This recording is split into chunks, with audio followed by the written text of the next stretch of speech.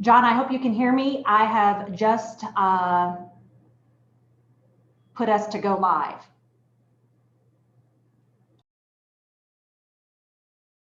Okay, so I guess when you have everything going, would you please let us all know?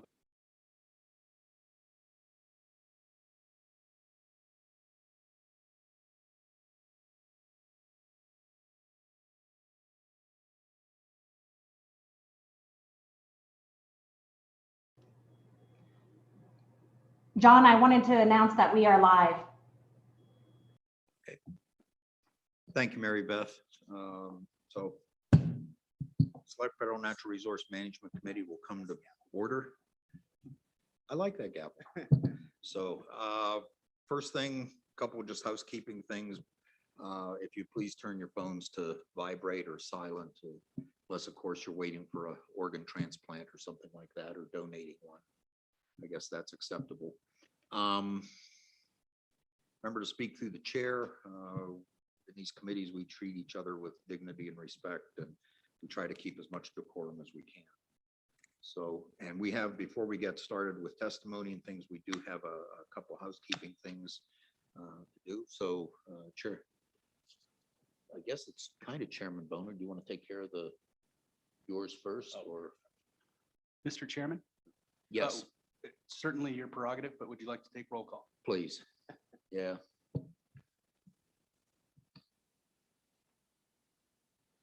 Senator Anderson. Here. Senator Beitman. Here. Representative McGuire. Here. Representative Winters. Here. Chairman Burkhardt. Here. Acting Chairman Boner. Here. So. We have a quorum. Thank you. Acting Chairman Boner, do you need to take care of those housekeeping things? Or do you want me to do it for Sure, you? it doesn't matter. We have to elect the chairman technically, consent, so. I'll entertain a motion.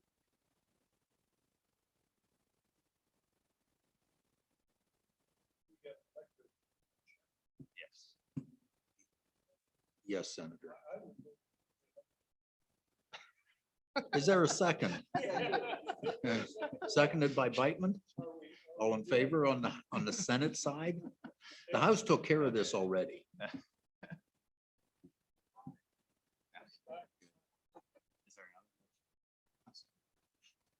Mr. Chairman, Please. just as a housekeeping matter, nobody in Zoom land can hear the committee if you do not use the mics that are in front of you. Okay. Yeah. So So please. if I could please remind everyone to try and do that. Mr. Chairman, Please. I move to elect Senator Boner as chairman of the Senate side of the Federal Natural Resources Committee. I second it, Mr. Chairman. Thank you. Moved and seconded. Any discussion? All in favor, say aye. Aye. Okay. Now it's Chairman Boner. Okay. So we taken care of that one. So the next one is adoption of the interim committee rules. I would entertain a motion. You've all seen the interim rules that were sent out. Representative McGuire.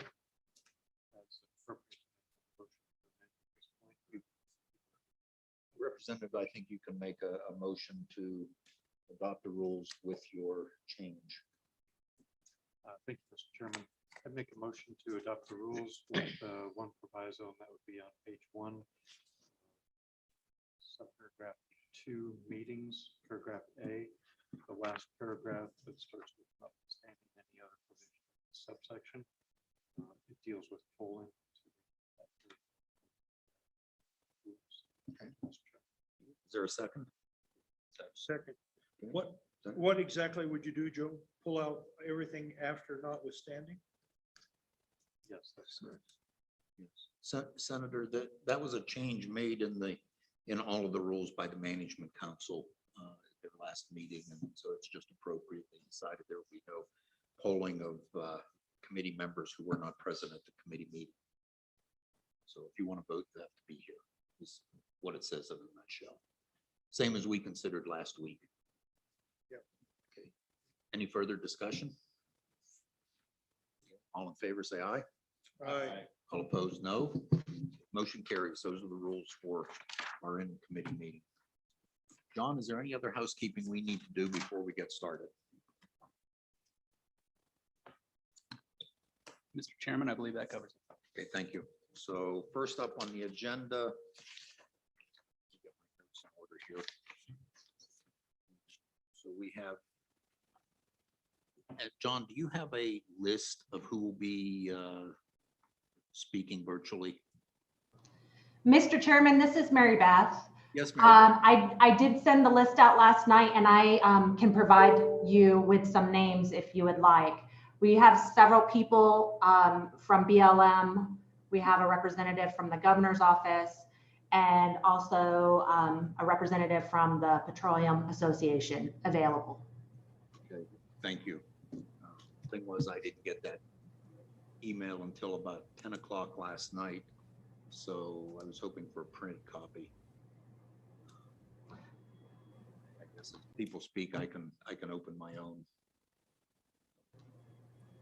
electronic copy of that. So with that, I think we'll go to testimony from the BLM. So who would we have up first? Mr. Chairman, it looks like we have, and I'm sorry, Kim, if I murder your last name, but Kim Leibenhauser.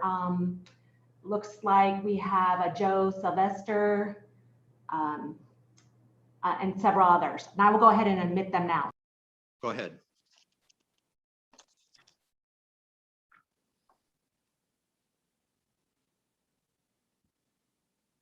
Hi, good morning. Can you hear me? Yes, good morning.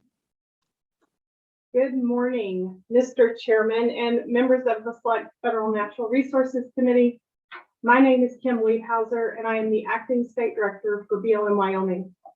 I appreciate the invitation to appear before you today to provide information about BLM Wyoming's solid and fluid mineral programs. We recognize the importance of these opportunities to communicate and collaborate regarding management of our public land. First, we want to provide you with an update on the BLM Wyoming oil and gas program. In Wyoming, there are currently 12,276 leases containing over 8.2 million acres leased for oil and gas. And of those, 78% of the leases containing over 5.2 million acres are currently producing oil and gas from federal minerals. In 2020, BLM issued 277 federal oil and gas leases covering 280,000 acres. In 2020, BLM Wyoming received 1,462 applications for permits to drill APDs and processed 1,250, approving 855. Since February 1st of this year, BLM Wyoming has approved an additional 404 new APDs. Currently, operators have 3,050 APDs approved and available, with 604 pending through the end of April 2021. And in our testimony that we'll send, we have a link for some of those figures for you.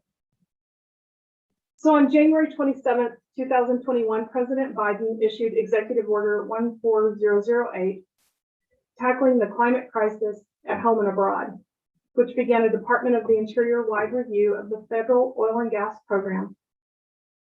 As you know, that review is currently underway. As the review continues, the BLM is exercising its discretion to not hold lease sales in the second quarter of calendar year 2021. While undertaking the review, existing operations may continue, and permits for valid existing leases will continue to be reviewed and approved. We understand an interim report on the oil and gas program is due early this summer as part of our review. We do not have an exact date for when the review of the program will be complete or what changes may occur as a result of the review. The BLM remains committed to managing our programs in a way that balances the multiple uses of public lands, creates jobs, and provides a path to align the management of America's public lands with our nation's climate, conservation, and clean energy priorities. BLM Wyoming will continue to share information with the public and our stakeholders regarding our oil and gas program as it becomes available. Before I continue with the coal leasing update, would you like me to just move on through all of the topics you'd like us to address, or would you like to ask questions here? Any questions? So, Representative McGuire. Thank you, Mr. Chairman. And my question would be post January 20th executive order. Was there any direction in that executive order dealing with pooling and where leases are side by side, BLM lease with a Wyoming lease or a state lease? Or private property? Acting Director? No, I apologize. I'm having a hard time hearing the questions like I did yesterday, but let me, I'm going to switch my camera. We've got our Deputy State Director for Minerals here that can answer some of these questions for us. A reminder to everybody on the committee, just you probably need to get a little closer to the mics. I think that's a problem we had earlier in the week. So, Director, who do we have with us? Morning, this is Dwayne Spencer, Deputy State Director of Minerals and Lands. Would you mind repeating the question?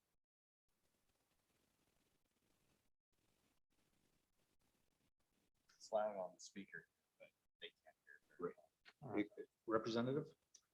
Thank you, Mr. Chairman. The question is with regard to the January 20th executive order. Was there any direction within that executive order concerning pooling or the cooperation with the state agencies with regard to pooling? Thank you. No, there wasn't any specific direction regarding pooling.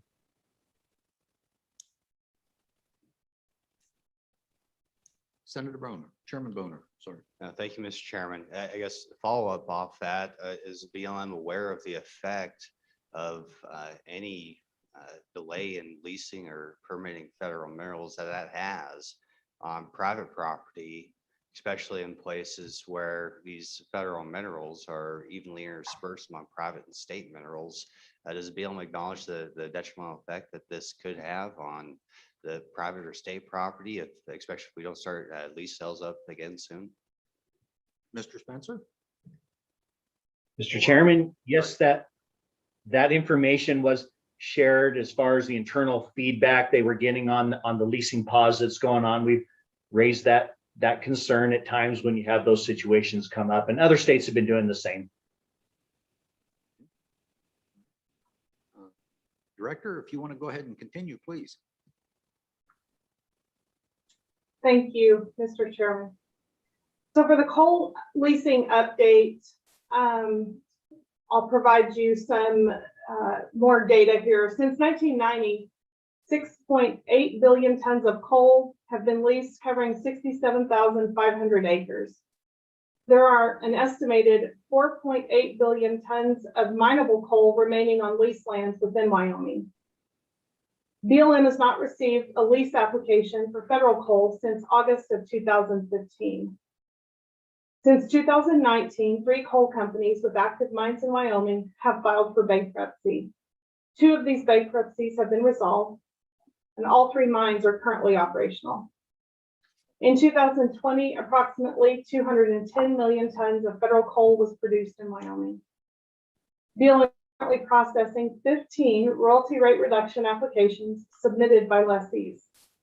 The lessees are indicating unsuccessful operations, financial difficulties, and a desire to extend the life of the coal mines as reasons why the royalty rate should be reduced. Royalty rate reduction requests are applicant driven, so the BLM will continue to process those requests for existing policy and regulation. Mr. Chairman, do you have any questions for us regarding coal? Any questions on coal? Senator Anderson, please. I think you said you had some new leases that were being done. Where are those leases?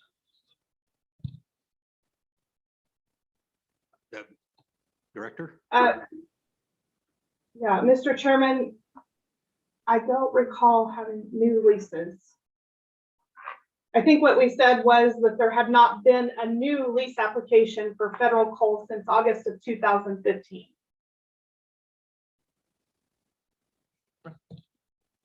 Follow up. Mr. Chairman, before that, though, you said there was a small amount of lease referred to it. I don't know if it was new or what it was, but you had a small lease. Director. Right. So, I'm sorry. Director, please continue. Okay, Mr. Chairman, so I think that part of those facts were that since 1990, we have 6.8 billion tons of coal that has been leased covering 67,500 acres. Right now, it's estimated that 4.8 billion tons of mineable coal remain on leased lands within Wyoming. Other questions? Director, please continue. There are no more questions here. Thank you, Mr. Chairman. So now we'll move to Executive Order 14008 and the 30 by 30 initiative. As mentioned earlier during my oil and gas program update, President Biden issued Executive Order 14008, which also included a goal of conserving at least 30% of U.S. lands and waters by 2030. Earlier this month, the Biden-Harris administration outlined a vision for how the United States can work collaboratively to conserve and restore the lands, waters, and wildlife that support and sustain the nation. The recommendations focus a locally led and voluntary nationwide conservation goal to conserve 30% of U.S. lands and waters by the year 2030. Based on feedback gathered in the administration's first 100 days, the report identifies 6 priority areas for the administration's early focus, investments, and collaboration. The BLM and the Department of the Interior will work closely with local communities and stakeholders in how to implement the vision in the 30 by 30 initiative. That said, the BLM remains a multiple use and sustained yield agency. We anticipate further discussions on this topic in the coming weeks and months and look forward to collaborating and hearing from you. In closing, I want to thank you again for the opportunity to speak with you today. I'm pleased to answer any further questions the committee may have. And of course, I shared my senior leadership team is here to assist as well. Thank you. Senator Biden. Thank you, Mr. Chairman. Mr. Chairman, the presenter mentioned a report and 6 areas that the report covers, but she didn't talk about the 6 areas. Could you answer what areas of implementation were you talking about? Thank you. Director, could you expand on that a little bit, please? Yes, Mr. Chairman, I'll read the 6 areas that are listed as part of the department's priorities. Creating more parks and safe outdoor opportunities in nature-deprived communities is the first. Supporting tribally led conservation and restoration priorities. Expanding collaborative conservation of fish and wildlife habitats and corridors. The 4th is increasing access for outdoor recreation. The 5th is incentivizing and rewarding the voluntary conservation efforts of fishers, ranchers, farmers, and forest owners. And the last is creating jobs by investing in restoration and resilience projects and initiatives, including the Civilian Climate Corps. And all of these bullets, all of this information will be in the prepared testimony that we'll send to you. Follow up. Senator.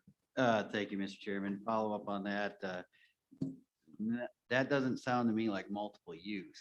It sounds to me like locking up the land and preventing oil and gas, coal development, preventing agricultural development, feeding our nation, supplying the world with food. It sounds like we're just turning the 30% of this country into a giant park and nature preserve. Is that correct? Director. Mr. Chairman, thank you for the question. BLM remains a multiple use agency. Our laws, regulations, and policies remain. We'll continue to manage the public's land that BLM manages as part of that multiple use mandate. Representative Winter. Yes, thank you, Mr. Chairman. Director, my concern is that, as I remember, our governor expressed a real concern about this direction that the administration is going. And I wonder if, have you had any contact with the governor with regard to this 30/30 program? Thank you. Director? Mr. Chairman, thank you for the question. Yes, I have personally met with the governor recently and heard of his concerns. And my hope is that BLM and the state of Wyoming can work collaboratively to meet our common goals on public lands. Other questions? Chairman Boner. Thank you, Mr. Chairman. So with the elements of that plan that would potentially result in changes to the way you manage federal land, certainly, a lot of it is focused on private property too, but limiting ourselves to the elements on federal property for now. What processes or procedures would the BLM have to go through if there was going to be a change in use, particularly as it relates to some of the areas that were specified in that plan? Director? Thank you, Mr. Chairman. So the BLM manages its lands according to laws, regulations, and our planning documents. And so it would be my expectation that we work collaboratively to identify any areas where current planning documents reveal some opportunities to meet these priorities. But if we need to find other areas, then those would be through public involvement, cooperator involvement, and some final decisions. Follow up? It's my understanding that those processes probably take months, if not years. Is that, can you give us a ballpark as to how long that takes? Director? Well, thank you. Thank you, Mr. Chairman. It always takes longer than we want it to. But we've got planning processes in place, and BLM does multiple use all across the West. And so I think that there's opportunity to, if it's a high enough priority, to make those processes streamlined. Other questions? The director? So with that, Director, I do have one. Oh, I'm sorry, Senator Anderson. Mr. Chairman, I'm reading this section 212 policy, the needing millions of construction, manufacturing, engineering, and skilled workers. Sounds a lot like the CCC of the 30s. Is this just taken right out of the CCC handbook to provide jobs to people to improve the infrastructure? Director? Mr. Chairman, thanks for the question. I do not know about the attachment to the old CCC, but we could certainly do some research and get back to you. Senator, does that answer your question? Yeah. Okay. Okay. So any other questions?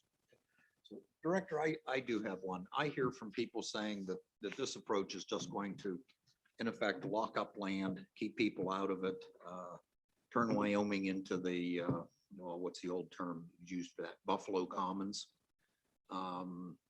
Could you address that issue a little bit as best you can? I know you're still waiting on direction also. If you could address that, please.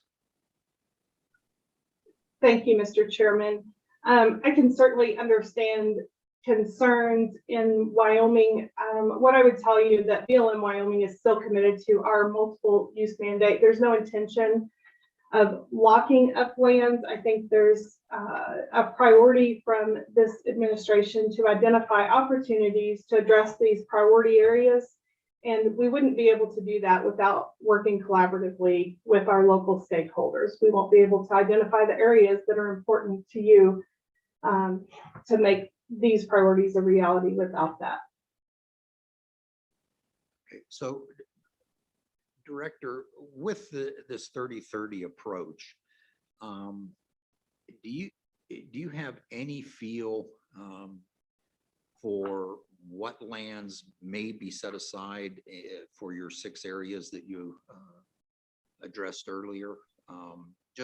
Just curious. I know you're probably it's still very early in the process for you. We're just trying to get a sense of direction here, I think. Sure. Thank you, Mr. Chairman.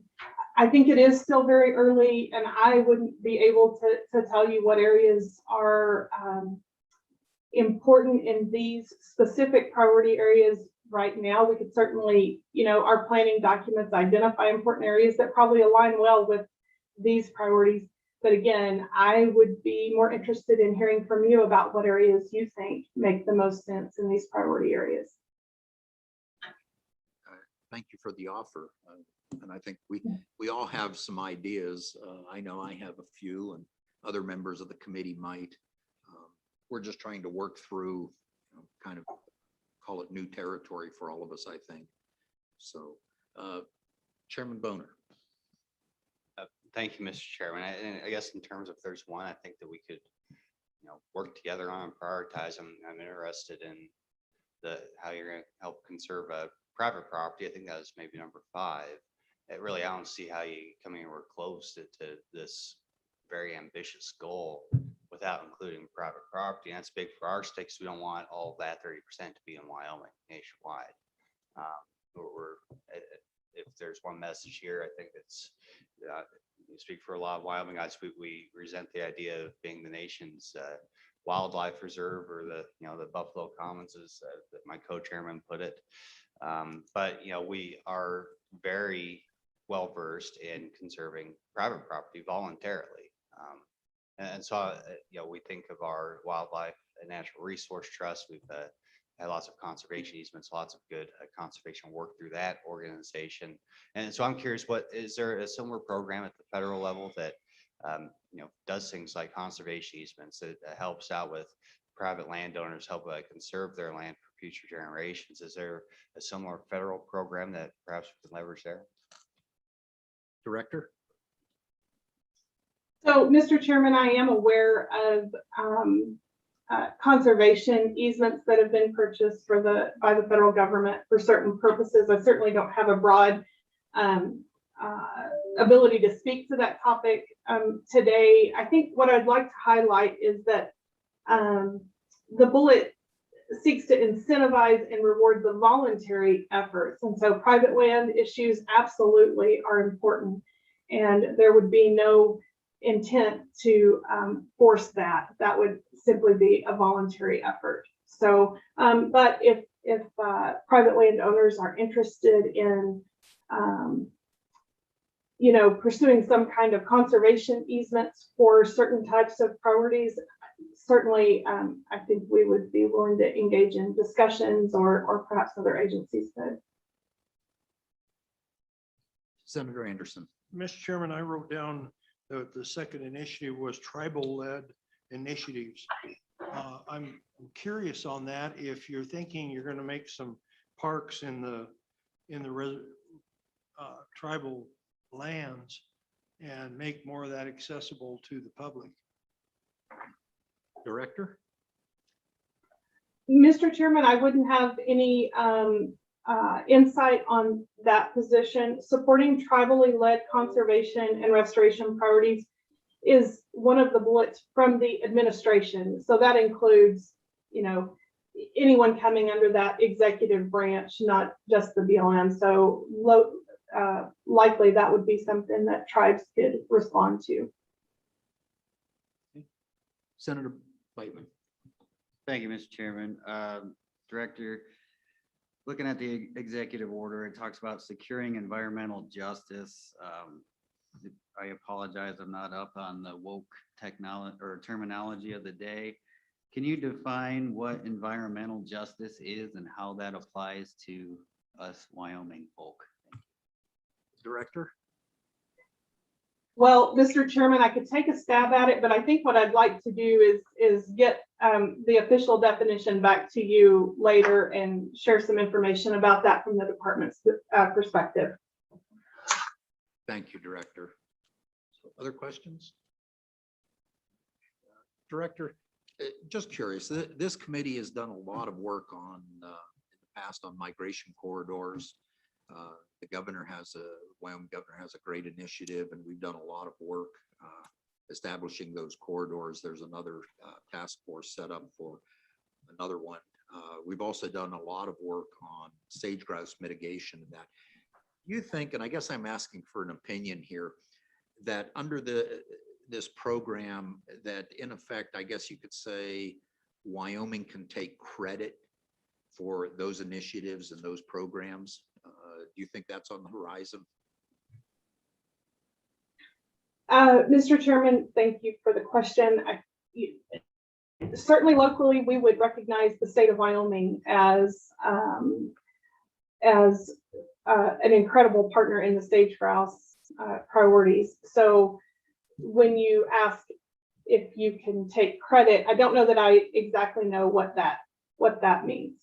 Okay, so Director, talking about some of the incentives for activities already taken and activities on private land, I guess what I'm asking is if there was a move to conserve, say, X% of Wyoming or land in Wyoming for some reason, if we could take advantage of the work Wyoming has already done in a lot of these areas on conservation, rather than say just outright setting aside certain parts of land. I mean, we're mixed. If you look at the checkerboard area in the southern part of the state, difficult for landowners to work without the BLM and the BLM to work without the landowners.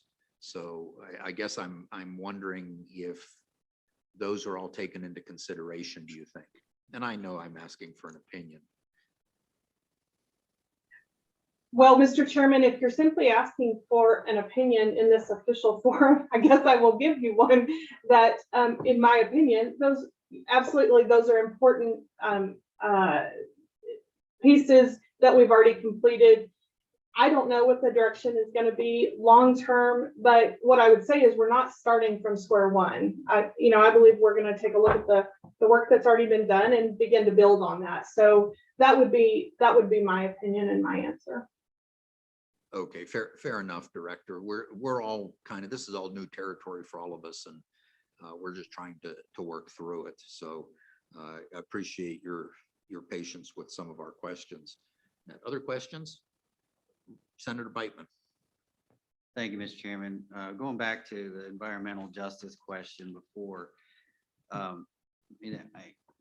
was in my mind quite the dodge there, but this is policy that's already enacted. This executive order has been signed, and it's your job to implement this. And you're telling me you don't even know the definition of environmental justice, but yet your agency's tasked for implementing environmental justice. And also, to quote section 219, to undertake robust actions to mitigate climate change.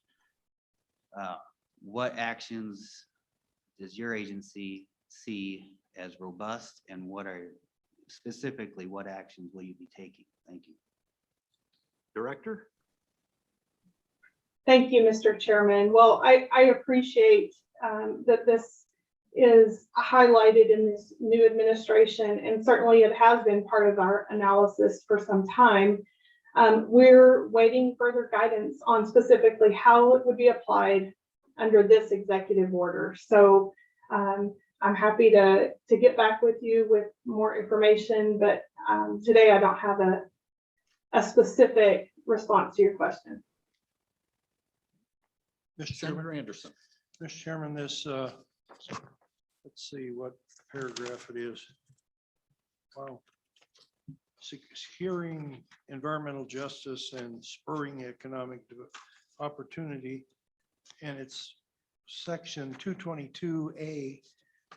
The chair of the council of environmental quality shall within 6 months of the date of this order, which the date of the order was January, so I'm assuming that's June. They're going to create a geospatial climate and economic justice screening tool and shall annually publish interactive maps highlighting disadvantaged communities. 6 months seems like pretty quick to do that. Maybe it was already done. I don't know. Is that done and ready to publish? Director? Mr. Chairman, we understand our headquarters office is working on that and expects it to be done, I assume within the deadline. So we know that they are working on it currently. Follow up? Okay. So, Director, is it safe to say you're still waiting on some direction and information and all of that from, I guess, your boss? Mr. Chairman, that's a safe statement. Certainly in certain areas, we are continuing with our multiple use mission and continue to do our business. But yes, for these new initiatives, we are waiting further guidance. Other questions? Chairman, you have a question? Oh, not a question so much. I guess they asked Move for on. feedback on this 30 by 30 initiative. And just to be clear, I hope that we can acknowledge, as my co-chairman alluded to, all the things that Wyoming has already done, from migration corridors to the sage grouse. There's a lot of land that's already tied up in one way or the other, with focus being conservation. And I understand there's a lot of ambiguity as to what conservation means. Nobody seems to know just right now.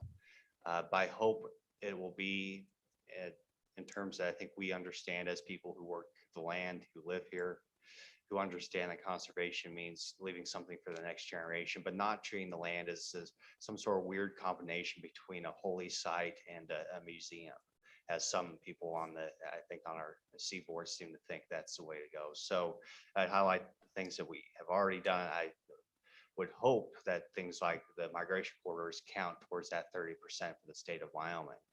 I would hope that Wyoming is expected to have 30% of its land conserved by 2030 and not any more than any other state. And I certainly hope that we can continue working together, because I'm frankly, if migration corridors and the sage grouse don't count towards conservation, I don't see much point in keeping them. So that's, I guess, my feedback personally, if from one state senator in the east side of the state that, as a multi-generational rancher, I think we know a little something about conservation. Otherwise, we wouldn't be here. But also represents an area with a lot of energy development on federal property that is important to not just our economy, but important to the nation. Other questions for the director? Director, I have one more. Do you see any move in this to create more wilderness areas? I know there are a number of study areas in Wyoming. A number of them have been rejected. Some of them are still considered study areas. Some are on BLM land. Do you see any move to actually, in effect, create those wilderness areas? Mr. Chairman, I have not heard of any movement in that direction. Okay. Hold on just a second. Okay. So Director, let's move to a little different subject, which would be royalty rates, any expected changes in those on federal mineral royalties and that sort of thing. Mr. Chairman, is your question whether or not there will be a change in policy? Is that, I apologize. That's okay, Director. So we hear, I guess you could say, a lot of rumors, information of potential changes in the federal mineral royalty rates here in Wyoming. And that, so I wondered if you had any information on those of what you're seeing of whether the FMRs, the rates might go up or go down, or how they would change. Mr. Chairman, Dwayne Spencer, Deputy Yes. State Director of Minerals and Lands. As Acting State Director Liebhauser mentioned, the federal oil and gas leasing program is under review, and all aspects of the program are being reviewed, and the royalty rates are one component of the review process. Any, Mr. Spencer, any idea how those may change, or is that all too early in the process right now? Mr. Chairman, I think it's too early in the process to know. They've obviously looked at a lot of what happens on state land and state leasing, but there's also some recognition that federal lands are multiple use lands, so a lot different than some of the state oil and gas leases. So there's a lot of input and feedback they're still getting on what is appropriate, or maybe the current rate's appropriate. So still early on the information they're gathering. Okay. Chairman Boner. Thank you, Mr. Chairman. Has there been any discussion as to the administrative burden that is associated with pursuing development of these minerals on federal land, and how that may be a disincentive and an added cost, frankly, that would necessitate a lower royalty rate? Has there been any discussion of the entirety of the costs associated with developing on federal minerals as opposed to state or private when we're discussing these royalty rates? Mr. Spencer? Mr. Chairman, I can assure you they have received that input when they did some of the outreach sessions on the leasing program. We heard that from some of the outside parties. Other questions? Representative McGuire. Thank you, Mr. Chairman. So a question for Mr. Spencer. With regard to the review of these royalty rates and other issues, who is at the table making those decisions? For example, does the Wyoming Oil and Gas Commission, do they have a representative there? Does the executive branch of the state of Wyoming, who from the state of Wyoming is involved in those review discussions? Thank you. Mr. Spencer? Mr. Chairman, the whole process is in the early stages. They've been in the information gathering stage, and as Acting State Director Liebhauser mentioned, they are still compiling a report with some recommendations. As those recommendations go forward, I've got to imagine there will be a variety of work groups put together to investigate and review the items that come out of the report. And just a little bit of feedback I've heard is the royalty rate one will be looked at, and I've got to imagine that there'll be a separate subgroup put together to look and dive into that and do a deep dive on it and get input. And as far as who the secretary has on the group, I don't know yet, because they're still compiling that interim report. But things like that will sometimes could involve a regulation change. So there's a lot of steps to go through to make the changes. Other question? Representative or Senator Beitman? Thank you, Mr. Chairman. I guess this goes to minerals. You know, we can sit and study this thing till the cows come home, but as we speak, gas prices are going up. People are paying more at the pump than they were 6 months ago. We need to be drilling and developing our resources to satisfy the demand for gasoline and fuel. And it sounds like this administration just wants to study things to death and study, delay, and make no decisions. You guys can't seem to answer any questions because you probably don't know what's going on. How is this serving the people of Wyoming, and how is this serving the people of the United States? When are we going to have a decision? Is there a firm timeline when this thing's going to be decided and your federal mineral policy is going to be decided? Director, Mr. Spencer, anybody want to answer that one? Well, Mr. Chairman, we absolutely understand that public lands are important to Wyoming. We don't know when the final decision will be made about how we will move forward, but certainly we're anxious to hear that information as well. Chairman Boner. Thank you, Mr. Chairman. So specifically regarding the, any changes in royalty rates. So once the decision is made to pursue that as a policy, what's the time frame for that? From the time that, say you want to increase the royalty rate to, the state rate, for example. Once that decision is made, how long what process do you have to go through to actually affect that change? And how long is that process? Director? Mr. Chairman, Dwayne Spencer, Deputy State Director. So there are a couple different paths forward on doing it, but a regulation change is typically a multi-year process. And it does require a lot of public outreach and public input on the proposed rule change. And it goes through a very, very rigorous process to get that done. The very fortunate part of this is that the review of the leasing program doesn't affect currently issued leases and ongoing development. So that is occurring and can proceed forward under normal circumstances. So the change of the leasing program, it will take a while, potentially. I mean, potentially it could come up that, no, we're not really going to change any of the lease terms, that we just might change the review process to provide for a longer public comment period, or how we're going to address protests to the lease sale. So there's a lot of still unknowns on if there are changes, what they'll look like. Other questions? Mr. Spencer, I have more of a specific question. For a while, sundry notices on oil and gas leases and development were, I understand, going to Washington, excuse me, Washington or BLM headquarters, however you want to look at it.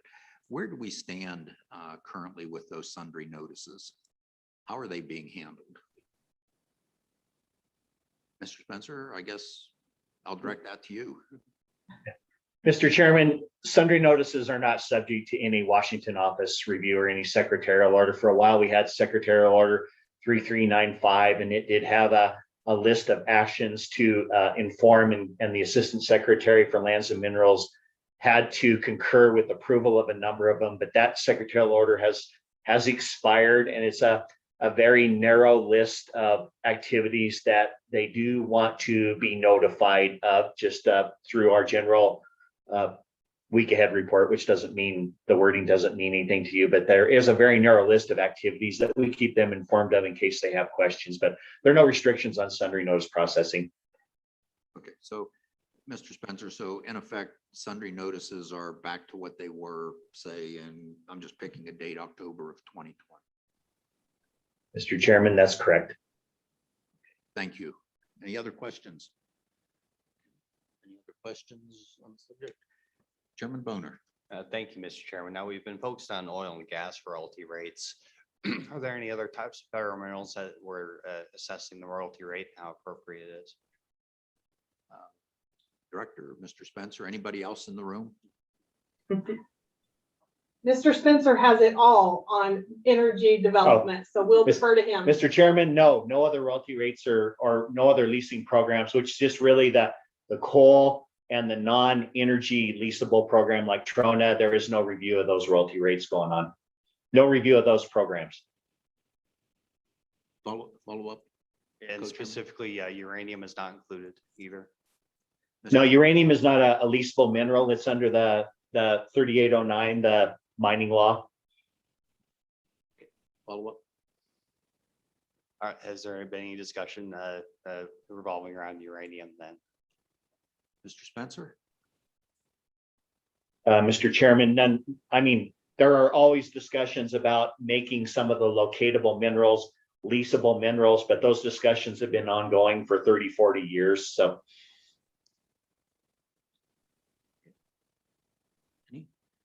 Senator Anderson. Mr. Chairman, I'm reading this section 208, oil and natural gas development on public lands. I notice it says the Secretary of the Interior shall pause new oil and natural gas leases.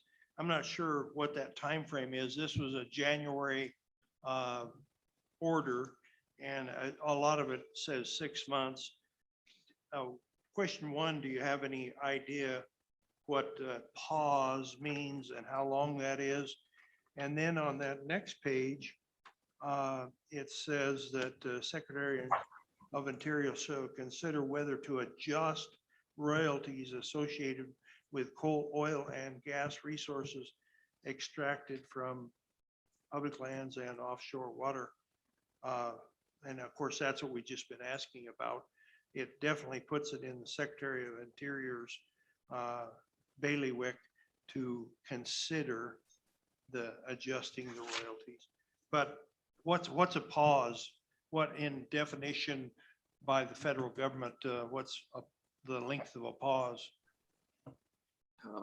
I guess that's one more for the director than for Mr. Spencer. Well, Mr. Chairman, thank you for the question. I mean, we could certainly interpret the pause right now is that they are pausing while they're doing their oil and gas program review. And so the details of that definitely Mr. Spencer has and has been involved. They have engaged the BLM states who have energy programs here. So that is ongoing, and the pause, as I understand it, is in order to complete this oil and gas program review.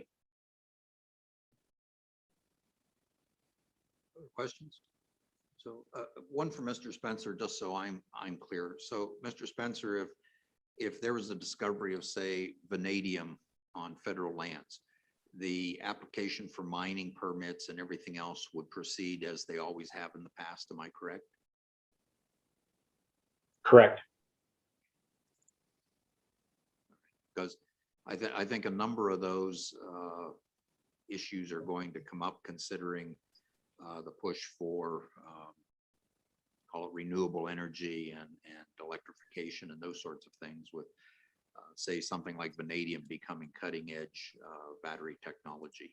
So those things that will probably play into the future, maybe not next year, maybe 5 years out or more, are still being handled as they always have been. Mr. Chairman, that's correct. In Wyoming, we have a very active memorandum of understanding with the state of Wyoming Department of Environmental Quality on how we handle those applications and how we delegate our respective responsibilities in processing them, whether you're on BLM surface or not on BLM surface.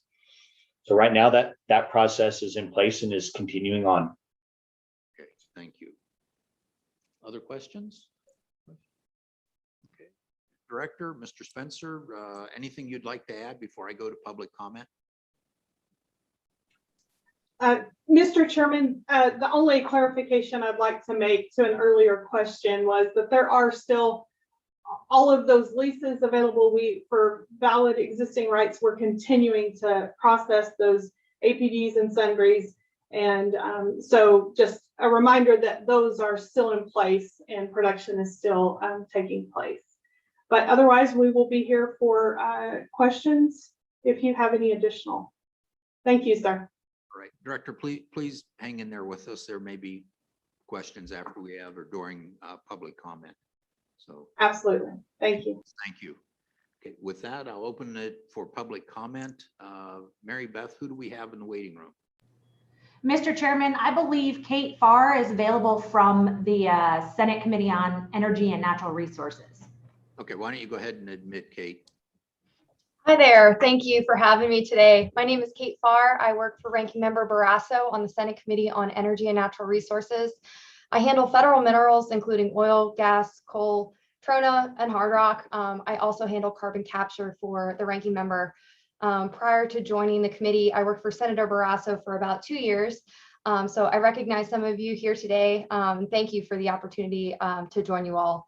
I'd like to give you a brief update on what Ranking Member Barrasso has been tracking and trying to do on the two parallel issues here, federal leasing and of oil and gas in the permitting side.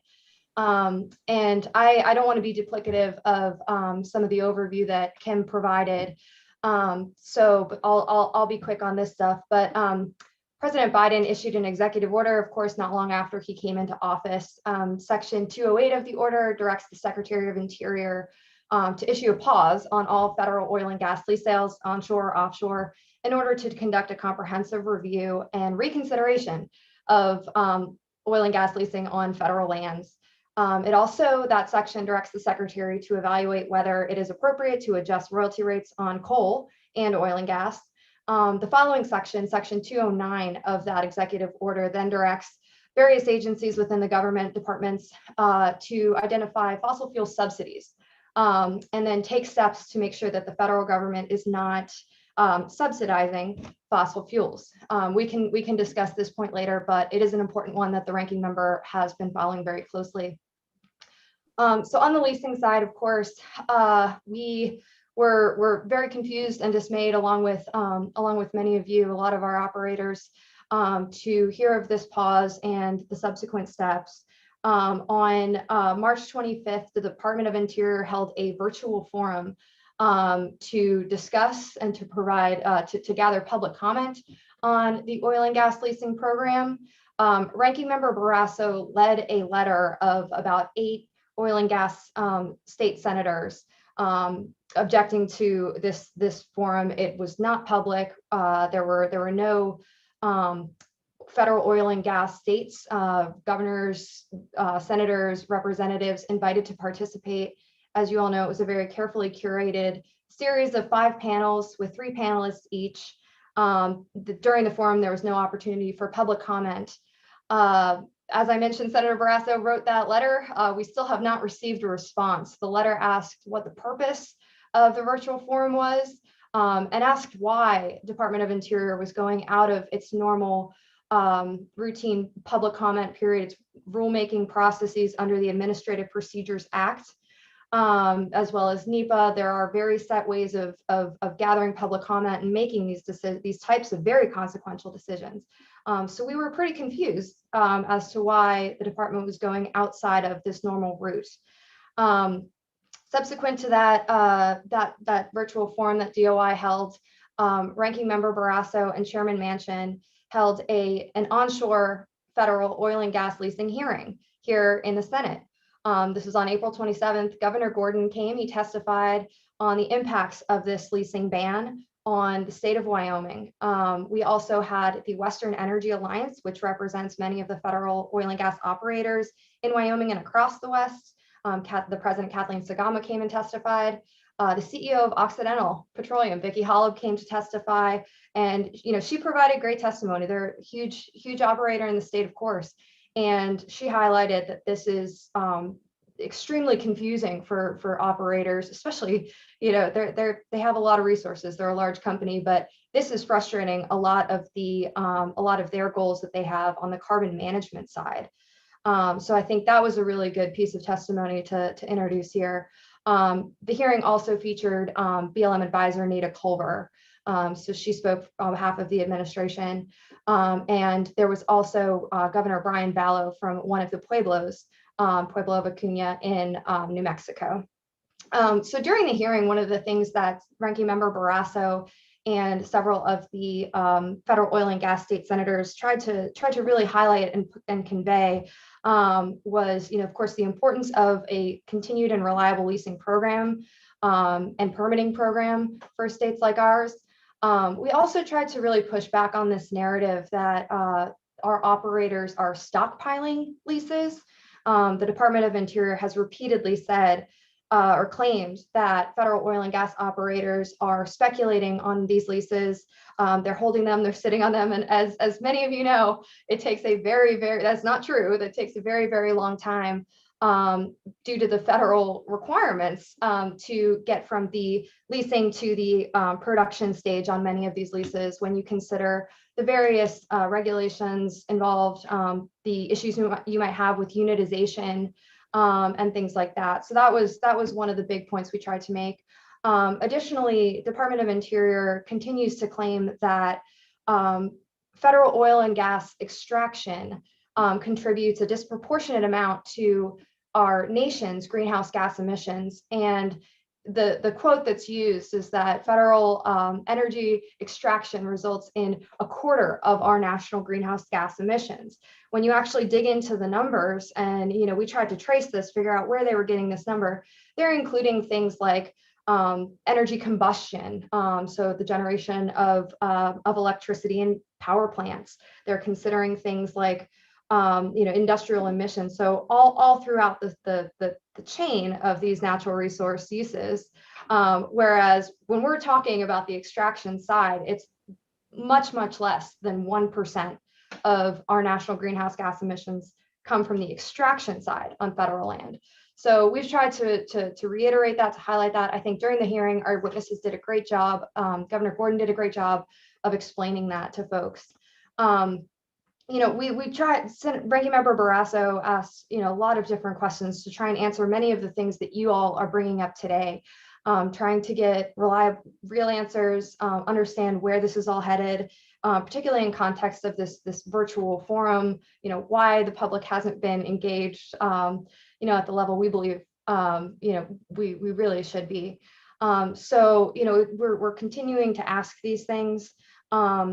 It's unclear where exactly they are headed. When you all just were asking about the consideration of, potentially adjusting, increasing federal royalty rates, minimum bids, things like that. We don't know whether, if they choose to increase these, if it will include calculations like the social cost of carbon.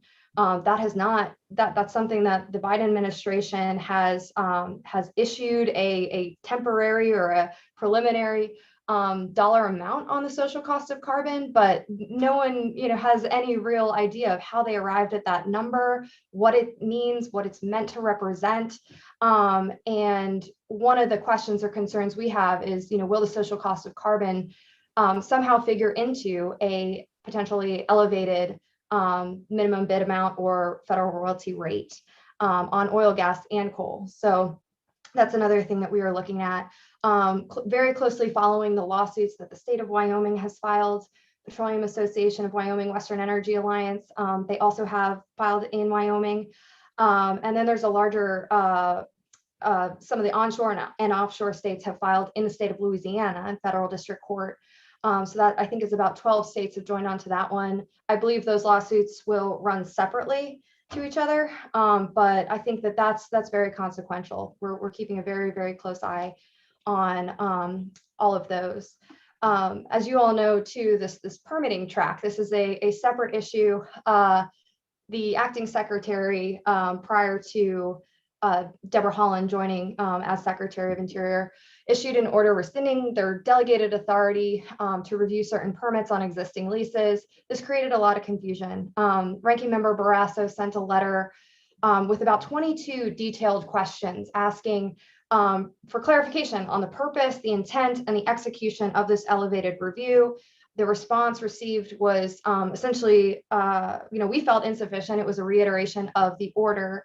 So, we know that the order expired on the 60th day, but it seems to be replaced with this policy memo. The policy memo, is not circulated to the public. There's no timeline on it, and it's creating, we've heard reports of some confusion in the field when that first came out. One of the things that we are continuing to watch on the policy memo permitting side, we're hearing of some inconsistencies in permitting depending of existing leases, depending on whether or not those leases are subject to certain lawsuits. So we're carefully monitoring that and trying to figure out what exactly that means and how we can be helpful in clarifying on that front. Another thing to note, and this was discussed earlier too, the policy memo mentions 30 by 30 twice. And we've asked in a couple different ways through hearings, through the letters, whether or not why 30 by 30 is mentioned twice in a permitting memo. We have not received any, in our opinion, satisfactory response. And I read that as though the BLM is looking at these permits through the lens of conservation. Is it that they will potentially deny something, for example, an APD extension, in order to put it in the 30 by 30 pot. We don't know. But that is of concern and something that we are continuing, to monitor here.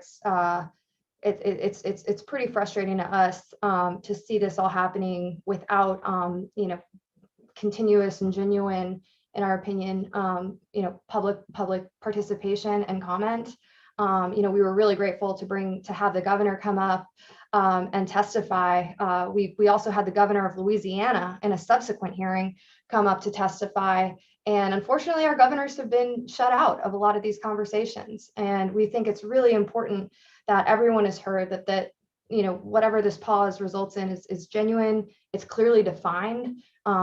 You all were mentioning some of the definitions before. We're hearing some terms that we've never really heard before, things like a pause, like a valid lease.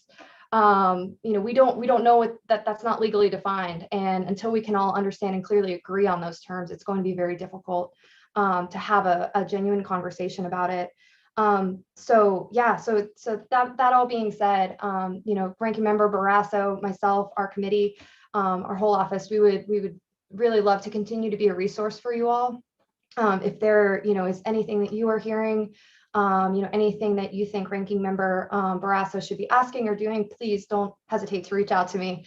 I know many of you, but I'm happy to provide my contact information and answer any questions you might have here. Thank you. Okay. Any questions for Ms. Farr? Katie, thanks for the update. It's good to see you again. We haven't had a chance to talk in quite a while. So, question, Chairman Boner. Oh, not a question so much. Just want to say we appreciate the work that you're doing back there, and fighting the good fight. We'll continue to highlight these issues on our end and continue to work together to produce the best result for Wyoming and our country. Other questions? Okay. Thank you, Katie. Hang with us just in case we do have follow-up questions. So, Mary Beth, any other congressional staffers who wish to speak that you know of?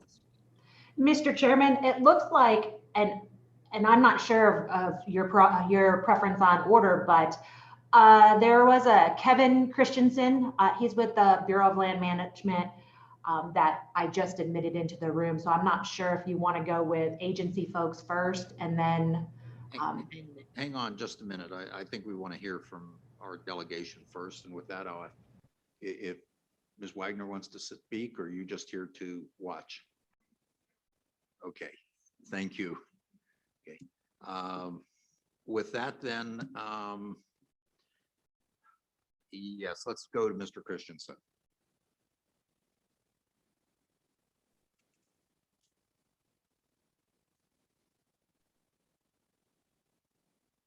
Mr. Chairman, this is Kim Liebhauser. Mr. Christensen's just here as part of the support team. So we don't have any other speaking parts today. Thank you. Okay. All right. Thank you. Thank you, Director, very much. So with that, anyone from the governor's office? Mr. Chairman, I believe there are people attending from the governor's office, but they are more or less just here to answer any questions. Mary Beth, I thought that Mr. Budd from the governor's office wished to speak.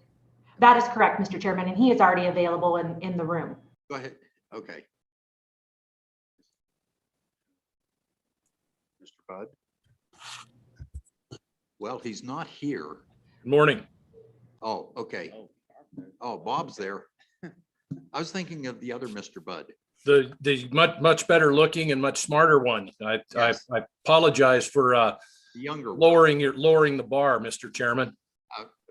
Mr. Budd, hold on just a minute, though. Mary Beth, did the other Mr. Budd wish to speak? Mr. Chairman, I don't believe so. Okay, all right. I just wanted to clarify all of that. Thank you. So with that, let's go to Mr. Budd the Elder. Thank you, Mr. Chairman. Good morning, members of the committee. I want to take a little bit of time I've discussed this with Chairman Boner and others to talk a little bit about Wyoming's role in the 30 by 30 to date. And as you know, it was part of the platform that President Biden ran on. It was not defined at that time. And as happens often, it got defined in the popular press by people just defining it for themselves. As it turns out, a lot of the things that was claimed to be, it is not. And it's also not something new. It's something that E.O. Wilson, an esteemed ecologist, has been talking about probably since the 1970s in a conceptual way. But in March, I was asked to participate in a focus group, if you will, to advise the administration on how to proceed with a conservation agenda and not just 30 by 30. Subsequent to that, and based on recommendations there, I've also had the opportunity to serve on 3 other groups, each with a different group of participants: the Western Governors, an agricultural and landowner group, and a conservation group. The thing that I think I would highlight is that in general, there were 6 things out of those that were very correlative that all the groups said and agreed on. The first is that conservation work should be kept as close to local communities as possible. The Wildlife Natural Resource Trust was highlighted in each of those meetings as an example of how to do that by providing funding and working with conservation districts, state agencies, NGOs, local governments, and others. Secondly, there was a general sense that it was important to maintain existing conservation programs that have high success rates. These are some that, as an example, Chairman Boner referred to the Natural Resource Conservation Service. We have hundreds of farmers and ranchers who work with them in programs like environmental quality incentives, wetland reserve, ag land easements, and more recently, the regional conservation partnership programs that bring significant resources to areas like the Bear River, Little Snake, Tongue River, and others in Wyoming. Thirdly, there was agreement that any conservation would be incumbent on the inclusion of private landowners because they provide a huge percentage of the valuable habitats in the state of Wyoming and other states. Any such program would need to respect private property rights, be voluntary, and offer funding that is consistent with the market. As an example of that, USDA had a program that they would provide incentives to landowners for conservation, and it paid $1 an acre. As you can imagine, there weren't a whole lot of signups. They have just recently changed that to where the minimum is $15 an acre, and that is something that I think would be appropriate for things like our migration effort. And this was part of where that came from, was the work that we've done on migration and the potential to do habitat leasing. Fourthly, there was agreement that programs needed to be collaborative and the governors needed to be included. Early on, they were not. Since that time, Governor Gordon has met with the secretary and the drafting committee. Other people have weighed in, including the Western Governors Association. And right now they're working collectively to potentially create a task force like we did with sage grouse when Governor Meade and Secretary Salazar were put that together. Fifth, there was a general agreement that designations and withdrawals, absent active management, would not achieve the conservation objectives many of the advocates are seeking. The focus should be on delivery of existing programs and the potential to increase funding to states and local entities that are engaged in long-term conservation. And finally, it is notable that the report recognizes the incredible economic power of these programs and advocates for economic outcomes. River restoration, highway crossings, fence modifications, invasive species control, range improvements, other activities to create and maintain jobs, especially in our rural communities, and our single limitation to doing more is adequate funding. These are all these recommendations are clearly articulated in Governor Gordon's letter to Secretary of Interior Holland, and were emphasized by him in call to the agencies prior to the issuance of the report. And as you can see, the report clearly, the administration clearly heard those points. There are some areas where we will not assume a major role, such as the intent to create and maintain outdoor recreation opportunities adjacent to large urban centers, Ocean conservation, we don't have a whole lot of that going on in Wyoming, and there are others. And they may be laudable goals. It ties back to Senator Beitman's question about environmental justice. A part of that is providing outdoor opportunities in areas where people are considered underserved. We have a lot of outdoor activities in Wyoming. If you think about urban centers, they don't have that opportunity, and that's part of what that's trying to get at.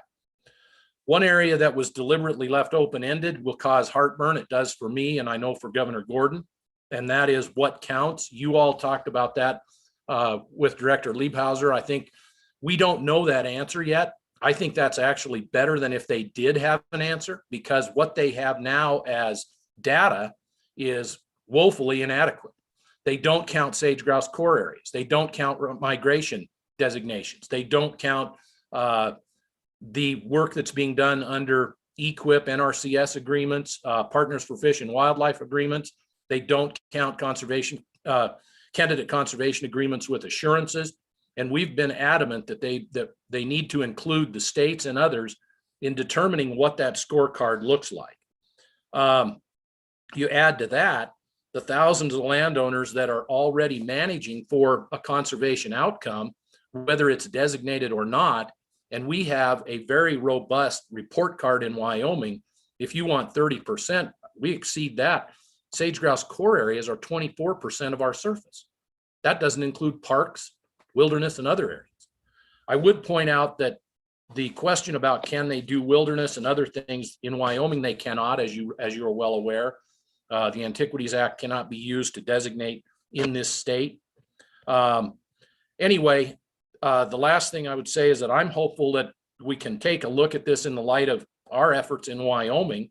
We're doing a lot of these things right now, and we have a great relationship with the federal agencies, state agencies, local government, and thousands of landowners. We have one of the strongest legacy of voluntary and sustained conservation in the country. And we alone, the Wildlife Trust, has allocated more than 100 million to this cause for the last 16 years. At the leverage that we get, that's more than $700 million in conservation work on the ground in Wyoming. We have the people and expertise in place, and we could easily double that amount in the next few years. Our limitation is funding, and this initiative could move us light years ahead in that regard. Mr. Chairman, I appreciate the opportunity to share those thoughts with you, and I'm happy to answer any questions you might have. Thank you. Questions for Mr. Budd? Questions? Chairman Boner. Thank you, Mr. Chairman. I appreciate the work that you've done already. Mr. Budd, sounds like you've been a part of these conversations. I'm glad that you have been. And it's hard to think of a better advocate for, explaining what we've already done to achieve this 30 by 30 goal. It would seem that, with that statistic with the sage grouse core areas, we're basically already there. And so I understand that there's a lot of ambiguity still in what they're going to end up counting as conservation, but just a little bit more detail as to some of the specifics. I imagine that clearly like a national park or a wilderness area would count, but just, what I think is logical may not be what other people think is logical that are involved with this discussion. So do you have any specifics as to, you talk about that scorecard, what would quote unquote count and what would not at this point in time? Mr. Budd? Mr. Chairman, Mr. Co-Chairman, I don't think we know that answer yet. I can tell you what I would advocate, and I believe that it reflects what the governor believes, and I think it reflects what most of you believe, is that if you have a conservation agreement, if you have a Great Plains, what used to be called a Great Plains contract, now it's an EQIP contract, you've committed for 10 years to do something that's a conservation outcome, whether that's improving fencing or rebuilding fence so you can allow wildlife passage, or it's building rest rotation grazing systems that allow for grassland birds to do better. That should count. Now, it isn't going to count in the same way a national park does. A national park has a much longer timeline into the future, but it's still conservation on the ground.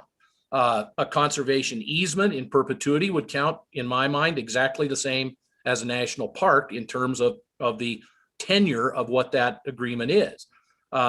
You have to look at what is it that, and I think this is part of the what we would advocate if we're in that conversation. What are the threats that you're trying to address? And if the threat is subdivision, then a conservation easement removes that threat. If the threat is invasive species, on the ground activity that removes the invasive species would address that threat. And we have to be pragmatic in the way that we look at this. You can't just wave your arm and say, look, that area is protected because we said it is. If there's nobody managing it, if you set aside 1 million acres, I don't care where it is or how it's owned, and say that's set aside for conservation, and in 5 years it's completely overcome with cheatgrass or ventonata, it isn't conservation. On the other hand, if Brian Boner is down on the river working and maintaining and taking care of the weeds on his place and securing carbon through his activities, that is conservation. And that is the conversation that we intend to have. Does that answer your question, Mr. Chairman? Follow up, Mr. Chairman? Yes, and yeah, I appreciate that, we're still in the early stages of these discussions. So hopefully we're making some progress and educating folks as to what actual conservation is.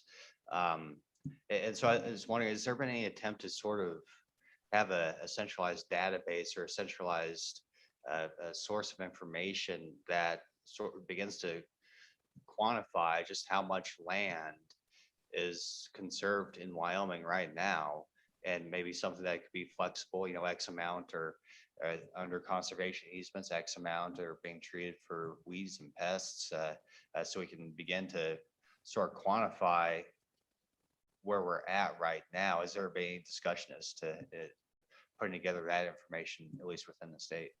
Director Bud? Mr. Chairman, Mr. Co-Chairman, great question. And the answer is yes. The limitation that I think that the federal government had at the present time is that the USGS, the Geological Survey, maintains a list, but it's a partial list. So they would include national parks, wilderness areas, potentially conservation easements. We have said that in looking at the 30 by 30 report, we advocated, and they did, a joint effort between them and the Natural Resource Conservation Service that could then include all of the programs NRCS does, which are those that you enumerated, Senator Boner.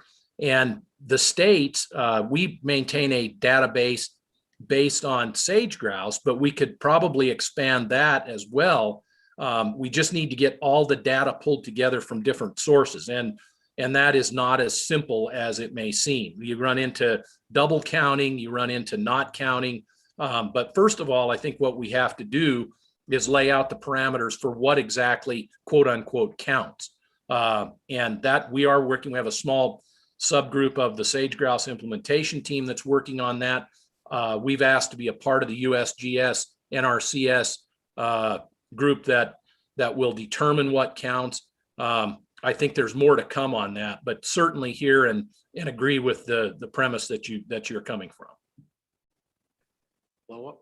Well, I'm just kind of spitballing here, but I wonder if the Wyoming legislature it could assist, and if we're going to have to spend, say, another $1 billion here with ARP funds, if additional funding might assist those efforts to move along in such a way that's going to be meaningful. A meaningful part of that conversation as ambiguity of what counts as conservation persists, and continue to play an active role. You think would that do any good, Mr. Budd? Director? Mr. Chairman, Senator Boner, I think that's a fantastic idea. We don't have the manpower or the computer time to do a lot of the things that are readily available if we had the time to process them. As an example, the Wildlife Trust, we maintain a database of the shape files for where we do projects. We have that, but to bring all that together or pull all that together is going to take dedicated people to do it. Whether we did that through the university and the WIGIS program or we did it elsewhere, I think it's a tremendous idea.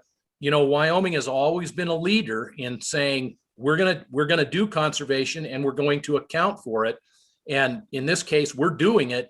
I'm not sure that we're accounting for it as well as we could, and that is that we're limited there by resources. So if we could use that money for that, it would be fabulous. All right, thank you, Director. Any other questions for the Director? Questions? Director, I have a few.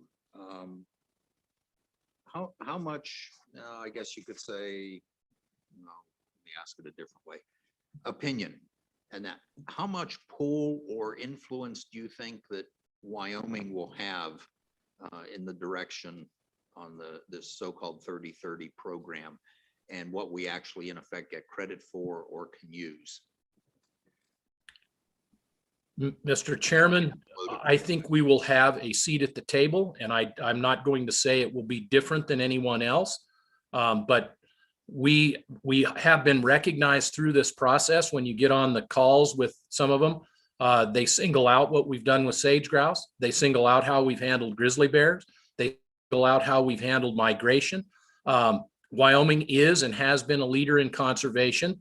And at the same time, we've been able to develop our resources responsibly. And I think that seats us at the table at a place to speak, not from opinion, but from experience as to what works, what doesn't, how to do these things. The other thing we have, and this is something that comes up at all of these, the wisdom to create the Wildlife and Natural Resource Trust plays out in the sense that if the federal government wants to do cooperative work, they have a receptacle where they can get it done. And we have the conduit to the local people who get the work done in Bags or in Farson or in Dubois.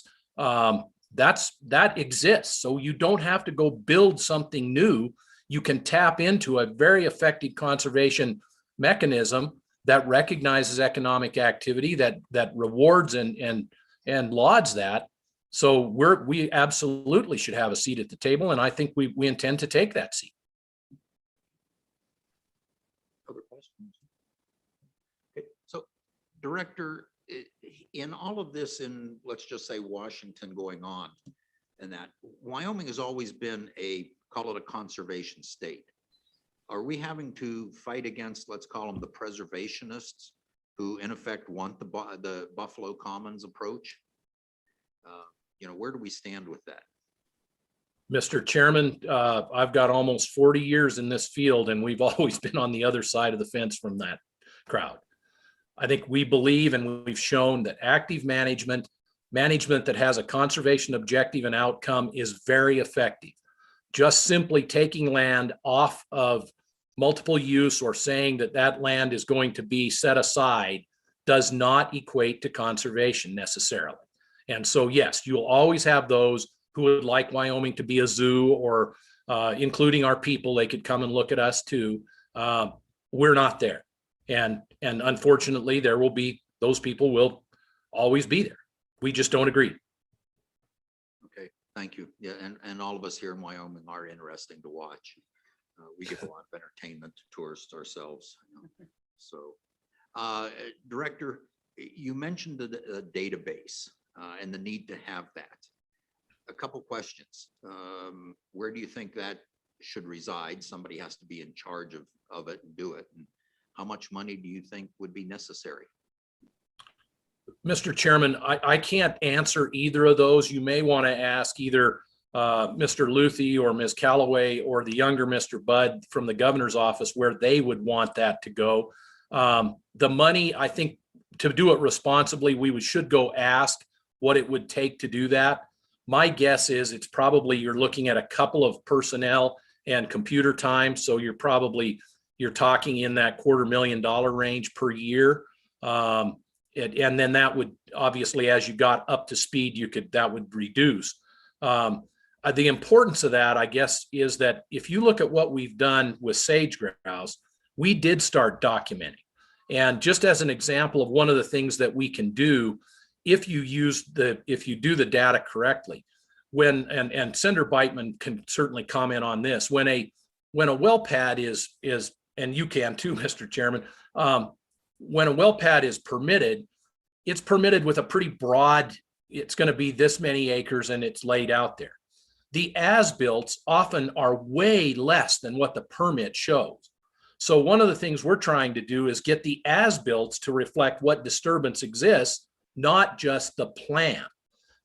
It's the same on the conservation achievement side to make sure that if we look at, if we do work in a river, there are those who would say, okay, the river is 40 yards wide. You've done the work in the river, you can count the 40 yards. Well, as we all know, if you have a river functioning in the way that it should, it's the 40 yards in the river, but it's the 400 yards in the floodplain that are now effectively conserved and functioning in an effective manner. So we need to get sharp and we need to be right on how we account for this. Our accounting for things like that and our ability to carry that forward has been critical as we dealt with the question on sage grouse. It's no different than having effective LEC counts. Having effective habitat counts is equally important. Other questions? Any questions for the director? Thank you, Director. Just hang with us if you would. Thank you, Mr. Chairman. Mary Beth? Mr. Chairman, I believe Joe Budd is available to answer any questions. Okay, before we do that, could we go back to Ms. Farr for a moment, please? I did have a question that I forgot to ask. Sure thing. Ms. Farr, question I forgot to ask, and you may have said something and I may have been distracted. You mentioned the discussion of fossil fuel subsidies. Frankly, I've worked in that industry and I really don't recall many subsidies. Can you expand on that a little bit? What's the administration considering to be a fossil fuel subsidy? Just the fact that they exist? Yes, no, and that's a great question. One that we have too, quite frankly, the term fossil fuel subsidy, we're getting the sense that the administration is considering that to be any kind of tax credit. So these are things like the percentage depletion allowance, the intangible drilling credit. These are things that the industry has received. You know, this has been in law for a very, very long time. These are things that are calculated into an operator's business, you know, especially when they're looking at taxes. So right now, you know, we are concerned. We're looking at all of that to see how exactly they're going to define it. Today, this afternoon, on the Senate Finance Committee, the committee is considering a bill. It's a Wyden from Oregon, his bill, that would essentially gut all of those you know, very important tax credits for the fossil fuel industry, for oil and gas, on the grounds that they are a subsidy. So Senator Barrasso has filed a couple of amendments to strike that in order to preserve those very important tax credits. You know, what's interesting is that, you know, there are a few Senate Democrats from oil producing states like Pennsylvania, Ohio, that are on the committee. So it's going to be interesting to see how they vote on our amendment to preserve those very important tax credits. But again, that's something that we're going to continue to monitor. Senator Barrasso recently hired a new tax counsel who, you know, is keeping a very close eye on all of those things. So very concerning. Okay, so Ms. Farr, so just so I'm clear, in my own business, you know, if I buy machinery for manufacturing, I can take in effect, a tax deduction for that. So the administration is considering that sort of thing to be a subsidy? That's what we are, you know, they haven't come out and articulated a definition or a list of subsidies. That's what the executive order asks them to do. So this is Office of Management and Budget. We're looking at the, it'll be the US Treasury is directed to go through and kind of define or produce a list of things they consider to be a fossil fuel subsidy. You know, and this goes back to our earlier conversation about the lack of, you know, a consensus or a definition around really, really important and consequential terms for our industry. So, you know, again, this is something that we are trying to keep a very close eye on here in the Senate. We're also keeping an eye on what's going on in the House. And as mentioned today, we're trying to use every legislative tool we can to protect and preserve these essential tax credits. Okay, thank you, Ms. Farr, very much. Just again, hang with us. I'll probably think of something else. Okay. Oh, yes, Mr. Chairman, Senator Anderson. to add to that, I think there are groups out there that are saying that we're leasing our resources too cheaply. And so that's a subsidy to the industries also, that they want more money coming in for those leases, whether it's coal, oil, or gas. Ms. Farr, comment? Yes, no, we have heard that too, that the 1/8 royalty on, your typical federal onshore oil and gas lease is a subsidy. It's way too low. You look at coal, same thing. One of the things that Ranking Member Barrasso has tried to articulate during these hearings, that he's been having in these letters is that, and this again goes back to the stockpiling argument, is that there is a very serious intangible cost of doing business, oil and gas business on federal land. As we're seeing now, there's a lot of regulatory uncertainty, legal uncertainty, permitting uncertainty. All of those have to be calculated into an operator's business plan when you're working on federal land, as opposed to operating on private and state land. In Texas, we know that generally the royalty rate on private and state land is higher, but you can also get an APD in 3 days from the Railroad Commission down there.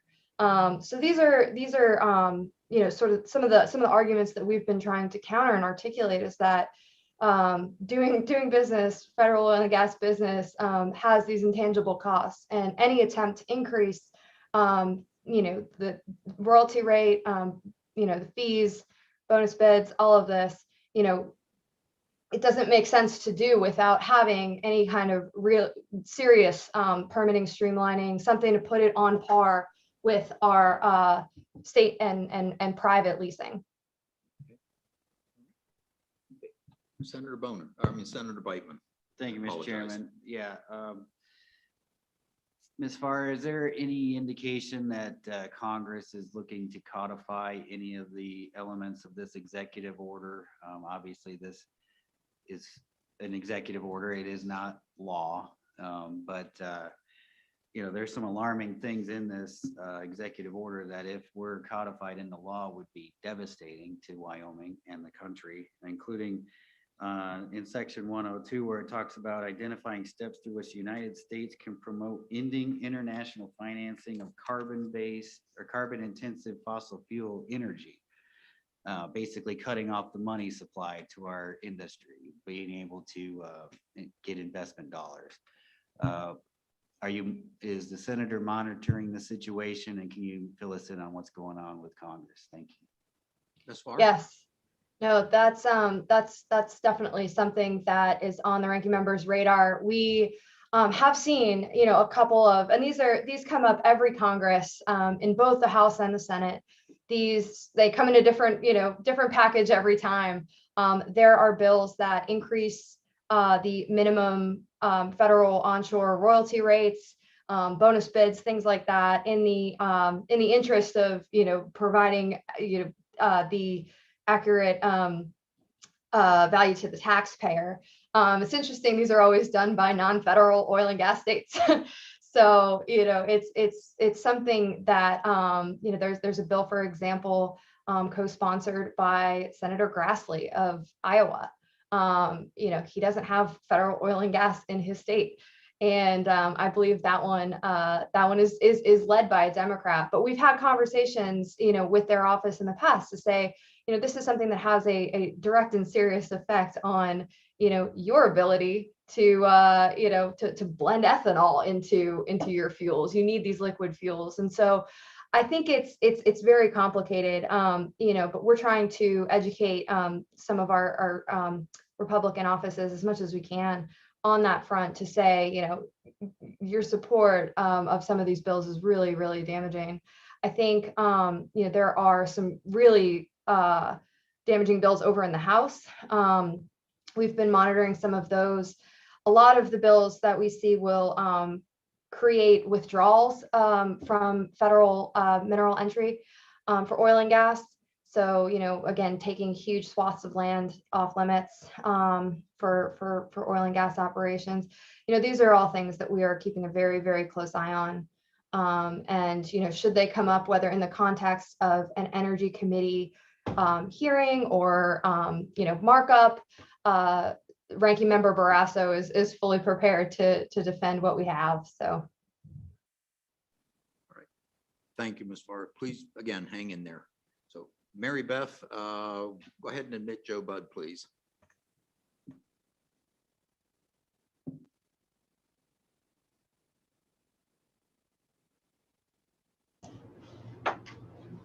I'm here, Mr. Chairman.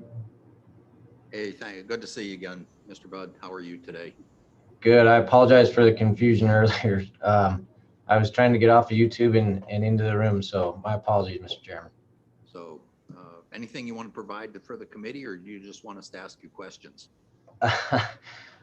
Either way works. Mr. Chairman, I think Director Budd covered the 30 by 30 stuff very well.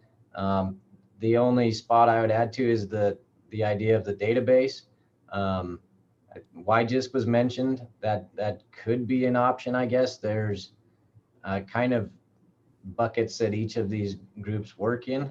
The other one that comes to mind would be the Wyoming Natural Diversity Database, but they're more of a species level and kind of a boots on the ground deal. So I think there could be some options. I'm just not exactly sure offhand where it would best be housed, and really have no idea on what it might cost. The issue with data and information like that always becomes the privacy aspect. And so, for example, with the Natural Diversity Database, information is not available publicly except for at the township level to protect private property owners. But again, we're talking about things like Colorado butterfly plant and other endangered species, similar to what we do with elect data for sage grouse. So there are some nuances that would have to be worked through.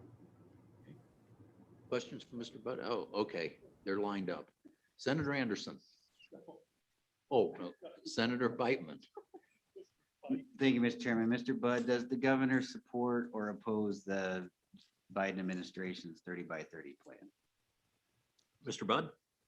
Mr. Chairman, Senator Beitman, the governor did put out a statement on 30 by 30. Hopefully you all saw that. Right now, it really boils down to what is kind of going to count and how it could impact, especially our private property owners. So I think he said in his statement that he's cautiously optimistic. And again, going back to at one point in that statement, I believe he said, we are not the nation's national park, and he's very committed to that. So it really is going to come down to how they try to implement this. Chairman Boner. Thank you, Mr. Chairman. And just, yeah, I appreciate the initial thought that, I think we're just kind of, kicking around as far as the centralized database, and certainly recognize, I'm not envisioning, the exact legal descriptions of every last piece of land that has been conserved, but it certainly would be nice to know what % of the state of Wyoming is under sage grouse restrictions, what % of the state of Wyoming is under migration corridor restrictions, how much have conservation easements on them, how much are national parks, wilderness areas. And so we can have that sort of, certainly you have to collect a lot of granular data, but it's to support telling the story of what we've already done and where we're already at in terms of conservation in Wyoming. I think that's important as we have this discussion. And certainly, I think that it's my understanding that the governor's office does have some flexibility even now with the federal funds we have available. This would be a one-time effort, not a permanent effort necessarily, but it could be something that we could use these one-time funds for to help articulate where we're already at. Is in a lot of ways, I think we kind of already are the nation's national park sometimes. So yeah, just interesting concept. I hope we can further develop whether there's a special session or not, and work towards that same goal. Other questions for Mr. Budd? Mr. Mr. Chairman, I'm sorry, go ahead, please. Mr. Chairman, if I could just touch on a couple things from Senator Boner. We've been trying to get as much information as we can right now, but again, not knowing what will or will not quote unquote count. That's difficult, but you look at, I mean, Yellowstone is 2.2 million acres. The 14 or 15 wilderness areas we have in the state are somewhere between 3 and 4 million acres. And not knowing whether or not those things are deemed conservation, it's hard for us to wrap our head around that. So that the percentage for Wyoming could be very large, it could be very small. You take something like core areas off the table, that's roughly 15 million acres, the 24% that Director Bud mentioned. So that any one of those, as far as counting or not counting, can change the calculus quite dramatically. So, Chairman Boner. Okay, and to be clear, I take the BLM at their word when they say they want to hear our input. So I say we provide it in a public manner, not sit around and wait for them to tell us what is and what isn't. We can tell our story and say we have already conserved X amount or X percent of the state based on the following factors. And yeah, if you want to break it down by category, fine, let's have that discussion. But I feel confident that we can have that discussion simply by saying, this amount of land we've already conserved within each of these categories, regardless of what they decide counts or not. We can say what we think counts and drive the narrative that way.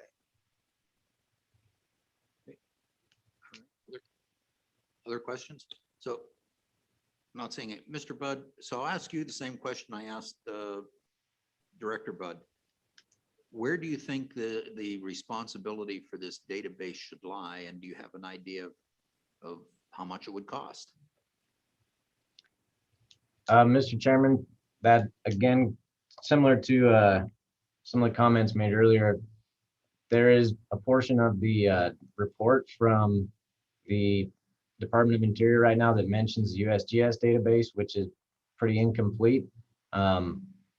I don't know that we've really contemplated whether it needs to be a national thing or a state thing at this point in terms of the database itself. But again, I think we do have some mechanisms and some repositories for data in the state like YGISC and WIND, and even Conservation Exchange database, which is broader, but it actually really is tailored mostly to sage grouse. And this is data and consolidation of data and where to house it is nothing new. We dealt with it in the Invasive Species Initiative. We deal with it with migration corridors, sage grouse, everything. There's so much data out there. Putting it in one usable place and really honing in on what you want from that data is the challenge. So happy to look into some options and get back to the committee if that's what you would prefer. But I don't know. I'm assuming that they will want a national one for DOI to report back to the president with. I have no idea, but whether that's fed by state level databases and then rolls up to a national one, I think those are still all things that are kind of floating out there for people to figure out. And cost, Mr. Chairman, these things can become enormously expensive very fast depending on what kind of data you want in there and what you want that data to be able to output. So if you want to be able to create some model or catalog that in any particular way, it can become very expensive. If it's just a place to keep all the data, that's a little different. So, Mr. Budd, I think is a follow-up to what Chairman Boner had to say. I think we'd be looking really at only the state of Wyoming. I don't want to get beyond that. So I guess from what you've said, if we assign it to you and give you $10, that's appropriate. Mr. Chairman, that maybe with a Coke or something too. Yeah. Okay. All right. So that's an offer. No, thank you. So Senator Anderson. Mr. Chairman, Mr. Budd, how do we achieve the 30% by 2030 on waters? Is that building dams to conserve water, or what's a conserving water goal by 2030? Mr. Budd. Mr. Chairman, this one has been a very interesting topic. We've talked with Farm Bureau and some others about this. It could bleed into things like, surface waters and wetlands and those types of deals. But what I've looked at, and what Beth, who is our water expert, have looked at over here is a lot of the stuff that they're calling conserved right now in terms of waters is offshore stuff. So I forget the agency offhand because it's, they do a bunch of stuff with oceans and we don't really run into that, but they essentially drew buffers around a lot of our islands and territories. And those waters count as oceanic preserves or something to that effect.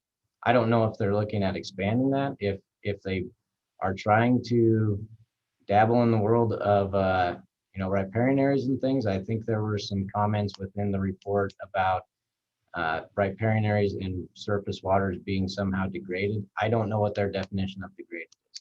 And again, I think that goes back to the management and the reduction of whatever the threat is that was mentioned by Director Bud. So that one, as you're all aware, water can be quite contentious. So we're definitely watching that very close. Okay, any further questions for Mr. Bud? Okay, thank you, sir. Appreciate it. We'll certainly be in contact. It's my understanding that we also have Randall Luthi from the governor's office that may be ready to speak. If so, Mr. Luthi, the floor is yours. Well, thank you very much, Mr. Chairman. If we hang around long enough, we'll eventually get on and have something to, talk to you all about. I want to circle back just a little bit of an earlier conversation you were having about leasing, and just make sure you were aware of what we've been working on the last few months. Shortly after the executive order came out, the governor decided that he would launch a couple of lawsuits. One was on Keystone. Another one was just specifically a Wyoming lawsuit about the lack of lease sales. We've already lost the first 2 quarters of the lease sale, and that's basically what the governor, attorney general put in the lawsuit, that was unlawful that they were able to do that. We have filed a motion for a preliminary injunction.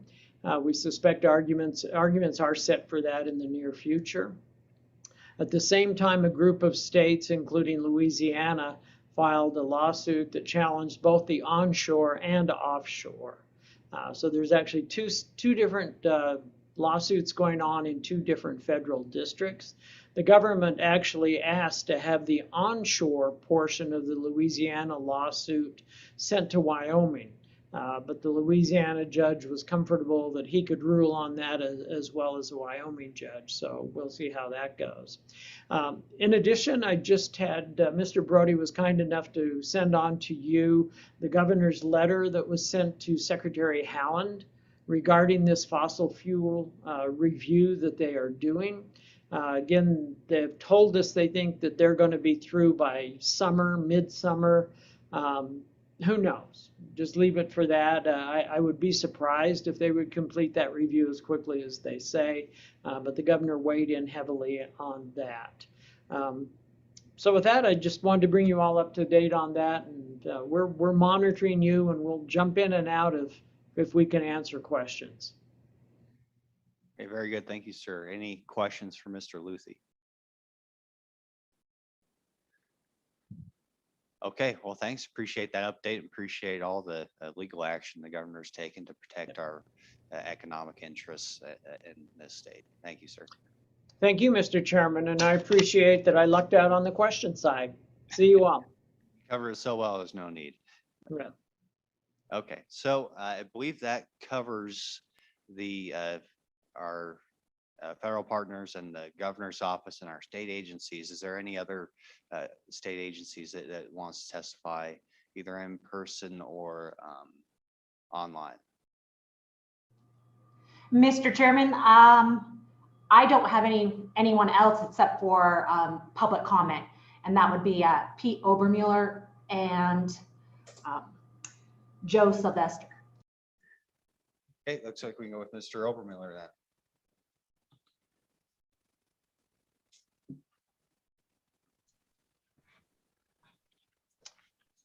Well, good morning, Mr. Chairman, members of the committee, Pete Obermueller with the Petroleum Association of Wyoming. Can you all hear me okay? Yes, we can, Mr. Obermueller. Please Great. continue. Great to see you all. Thanks so much for having me, and apologize I'm not there with you in person. Sure would have preferred to do that. Schedule just would not allow for it. So thanks for this opportunity. I'm going to cover a couple of topics that have only sort of been tangentially talked about here this morning.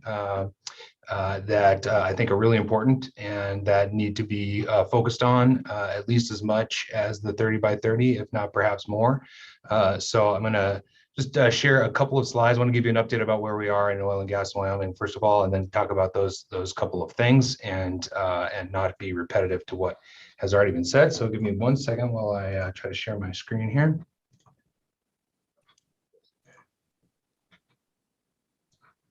Okay, can you all see that okay? Yes, we can. Great. So, Mr. Chairman, just real quick on our current operations in the state for your interest. There are 10 rigs running in the state this week, 4 in Campbell, 4 in Converse, 1 down here in Laramie County, and a rig drilling for gas over in Sublet. So that is obviously that's good. It's better than 0, which was last summer, but it's still it's a far cry from where we were in January, February, throughout 2019 and in January of 2020 when we were in the 20s and approaching 30 rigs. So the V-shaped recovery that was often talked about and has been a steeper recovery in places like North Dakota and the Permian is taking longer here. I think there's lots of reasons for that, including, of course, just the normal reasons that we all deal with here with respect to distance to market and just the expense of operating in Wyoming that you all know about. But obviously, a part of that is uncertainty surrounding what is happening with the Biden administration in terms of leases and permits and all sorts of other things. So real quick on the wells and you know, obviously talking to this committee, you all know a lot about oil and gas. I include those pictures because I give presentations to lots of groups who, and so I have to talk about what is a rig and what is a well. So I won't do that. But in Wyoming, there's, you know, there's over 40,000 wells. And you all were previously talking with Ms. Farr about the percentage depletion allowance. You'll see I have on that slide 6,524 stripper wells. For those that may not know, a stripper well is a well that produces on average 15 barrels of oil or less per day.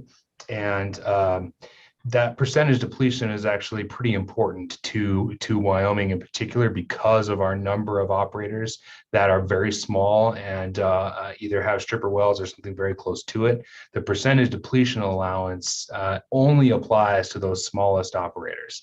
And we just have a very large number of those in Wyoming. In fact, about 80% of our operators are small Wyoming-based mom and pop oil and gas operators. The National Stripper Well Association had estimated that if that were to go away over the course of the next several years, it would actually result in a pretty sizable decrease in revenue to Wyoming, the 3 million or more each year. And interestingly, it also pretty heavily affects royalty owners. They estimate a pretty big loss, 6 million per year in royalty payments to royalty owners from these small stripper wells. So we're watching that pretty carefully and working with Ms. Farr and her boss and others on that issue. So I've shown this map before. It is a map of leases, current active leases in the state of Wyoming. By active, I mean they're held, they're not necessarily producing. You can see that the blue leases are leases that are held by production, and then the purple ones are non-producing leases. I'm not going to repeat all that's been talked about the leasing moratorium. We, of course, don't agree with the assertion that the department is operating under their discretion. We think that the law is pretty clear on that, and that they actually do not have the discretion they claim to have, which is why we have filed a lawsuit on that as well. Those we hope to get a ruling on our filing for preliminary injunction here in the coming weeks, as soon as possible, hopefully. But the merits of that case will probably take quite a while. A couple of things I just wanted to mention about leasing in Wyoming and sort of the narrative out there about particularly those purple areas. I'll cover it later in another topic too. But you've obviously heard a lot about current operations can continue, that sort of thing, and that it's no problem because leases are so-called stockpiled. And I'm not a big fan of catastrophizing, so I do realize and know that a leasing moratorium, a leasing ban, is a slow burn in Wyoming. As we've seen, it's not it does not have an immediate impact in terms of just falling off a cliff. But I also don't think that we can minimize the fact that exploration and production doesn't just happen on a dime. You can't just flip the switch, as it were, and make leasing and building out exploration and production portfolios really quickly. It requires quite a bit of investment and forward planning and building land areas and resources that can allow for that continued production over the life of several years. If you choke that off at the beginning by continued lease moratoriums, that will clearly have an impact, as the University of Wyoming study has very clearly shown. In contrast to what has been characterized as stockpiling, I see those purple areas as investments in Wyoming, investments in our resources and in our people here, and push back on the narrative that somehow that's not appropriate. Moving on from there, I'll pause anytime, Mr. Chairman, if you want to just interrupt and ask questions. Feel free to do that. I know you will. I want to move on to two topics. I want to talk about the social cost of greenhouse gas and its impact. Ms. Farr alluded to it. I think we need to pay a very close attention to it, and I will give credit to Governor Gordon and the state of Wyoming, who has joined 10 states in litigation on the Biden administration on their efforts of the social cost of GHG. So just real quickly, what is it? The social cost of GHG is an attempt to essentially to attach a monetary value to the impacts of carbon emissions, plus methane emissions, plus nitrous oxide. So we hear a lot about social cost of carbon, but there are two other emissions that are part of this mix that create this number of the social cost of GHG. Ms. Farr explained it pretty well in terms of what there's a lot of complications to it and it's very opaque in terms of figuring out exactly how you come up with that number.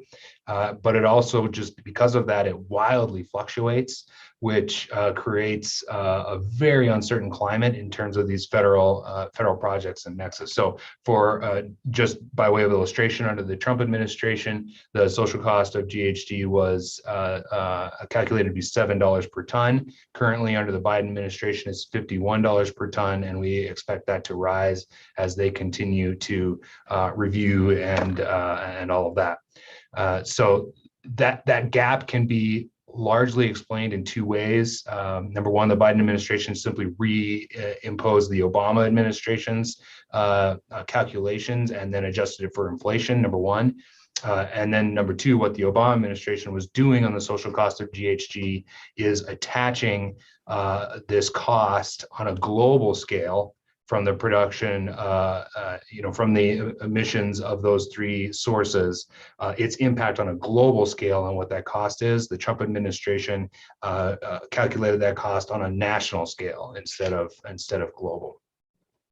So essentially, Mr. Chairman, on what that means in this Executive Order 13990, which is large, it covers a lot of things, but in the social cost of carbon, what it says is that agencies shall use the social cost of GHG on all federal regulatory actions and, quote, other relevant agency actions, unquote. What are other relevant agency actions? That can be, it could be anything, but what we expect it to be is on leasing and permitting, and Mr. Chairman and Chairman Boner, importantly, on calculations that they will make with regard to royalty payments. And this concerns us a lot for obvious reasons. And reminds me, Mr. Chairman, that I wanted to mention this committee that your bill in the last session to try to find a way to peg Wyoming's severance tax to the royalty rate was a very good idea. And I think if you are willing to revisit that we could probably find a way to sort of clear away some of the difficulty of that in the sense of actually pegging our tax rate to that so it sort of rises and falls in a revenue neutral way. And I'd certainly be interested in discussing that more. I know there's other complications with respect to distribution of funds in Wyoming and all that, all things that I think smart people like you can figure out. Mr. Obermiller? Yep. Can you hear us? Obviously, I guess you can now. Yeah, it's super quiet, unfortunately. So you have to kind of shout into that microphone, but yeah. Is that better? Yeah, go ahead, Mr. Chairman. Thank you. Just a real quick question. Please don't go back to your slide that shows leases. Were Mhm. those all leases or federal leases? You don't need to go back to the slide, the purple. Oh, well. Yeah, Mr. Chairman, these are federal leases. Okay, thank you. Please continue, unless there are other questions. Nope, continue. So this quote here on the screen now is taken directly from the 10-state federal court filing on social costs of GHG, of greenhouse gas. It's no exaggeration to say that these estimates are the most expansive and potentially the most expensive federal regulatory initiative in history. And what is particularly troubling about it from a federal lands producing state like Wyoming is these attach to anything, as you know, attached to anything that has a federal nexus or is a federal project. And we know that in Wyoming, there's almost no project, particularly in the energy space, that does not do that. And along with a lot of the other efforts and policies from the Biden administration, simply put a undue burden on the backs of federal land states and on operators in federal land states to try to tackle what is a global problem. So I mean, you know that a federal highway in some private land state will not have an impact, as much of an impact with the global cost of G, or the social cost of GHG attached to it, as will an oil and gas project in Wyoming. And I say that because, you know, having in my previous life at the counties, just really proud of Wyoming's counties for how hard they've worked on socioeconomic efforts with respect to federal projects and providing defensible data on the economic gain from these projects. As the social cost of GHG continues to rise, that will eliminate or go into negative territory, that work from the counties, and will, could very well make projects that have enormous economic value for Wyoming on paper in the EIS, make it look like that it actually has a cost. And that forces those projects to shoulder a burden that is not ours exclusively to shoulder. So I think we need to pay quite a bit of attention to this particular effort. The Biden administration has issued a call for comments on the technical aspect of how they calculate social costs of greenhouse gases, and we are going to comment on that, and hopefully others will as well. I'll pause there on social costs of GHG before I move on to my last topic, if there's questions on that, Mr. Chairman. Questions? Well, okay, proceed. Okay, thank you. So the last one I want to talk about, Mr. Chairman, is the issue of exploratory leasing in Wyoming, and what the role of risk taking in Wyoming. You may have seen recent op-eds or other stories regarding what some call non-competitive or speculative leasing in Wyoming, and that somehow it is not providing for Wyoming, or is somehow the leasing program in that respect is broken. I don't believe that it is. I believe that exploratory leasing is actually very good for Wyoming, and I would like the committee to just be aware of this as well, and moving forward on this. So you just go back up real quickly to this. So exploratory leasing, of course, this is part of these purple areas, particularly on the fringes of known production areas, places where either there's some known reserve and we haven't figured out how to access it yet, or there's just the potential some geologist or engineer has some cockamamie idea that there might be some resources there that can be accessed.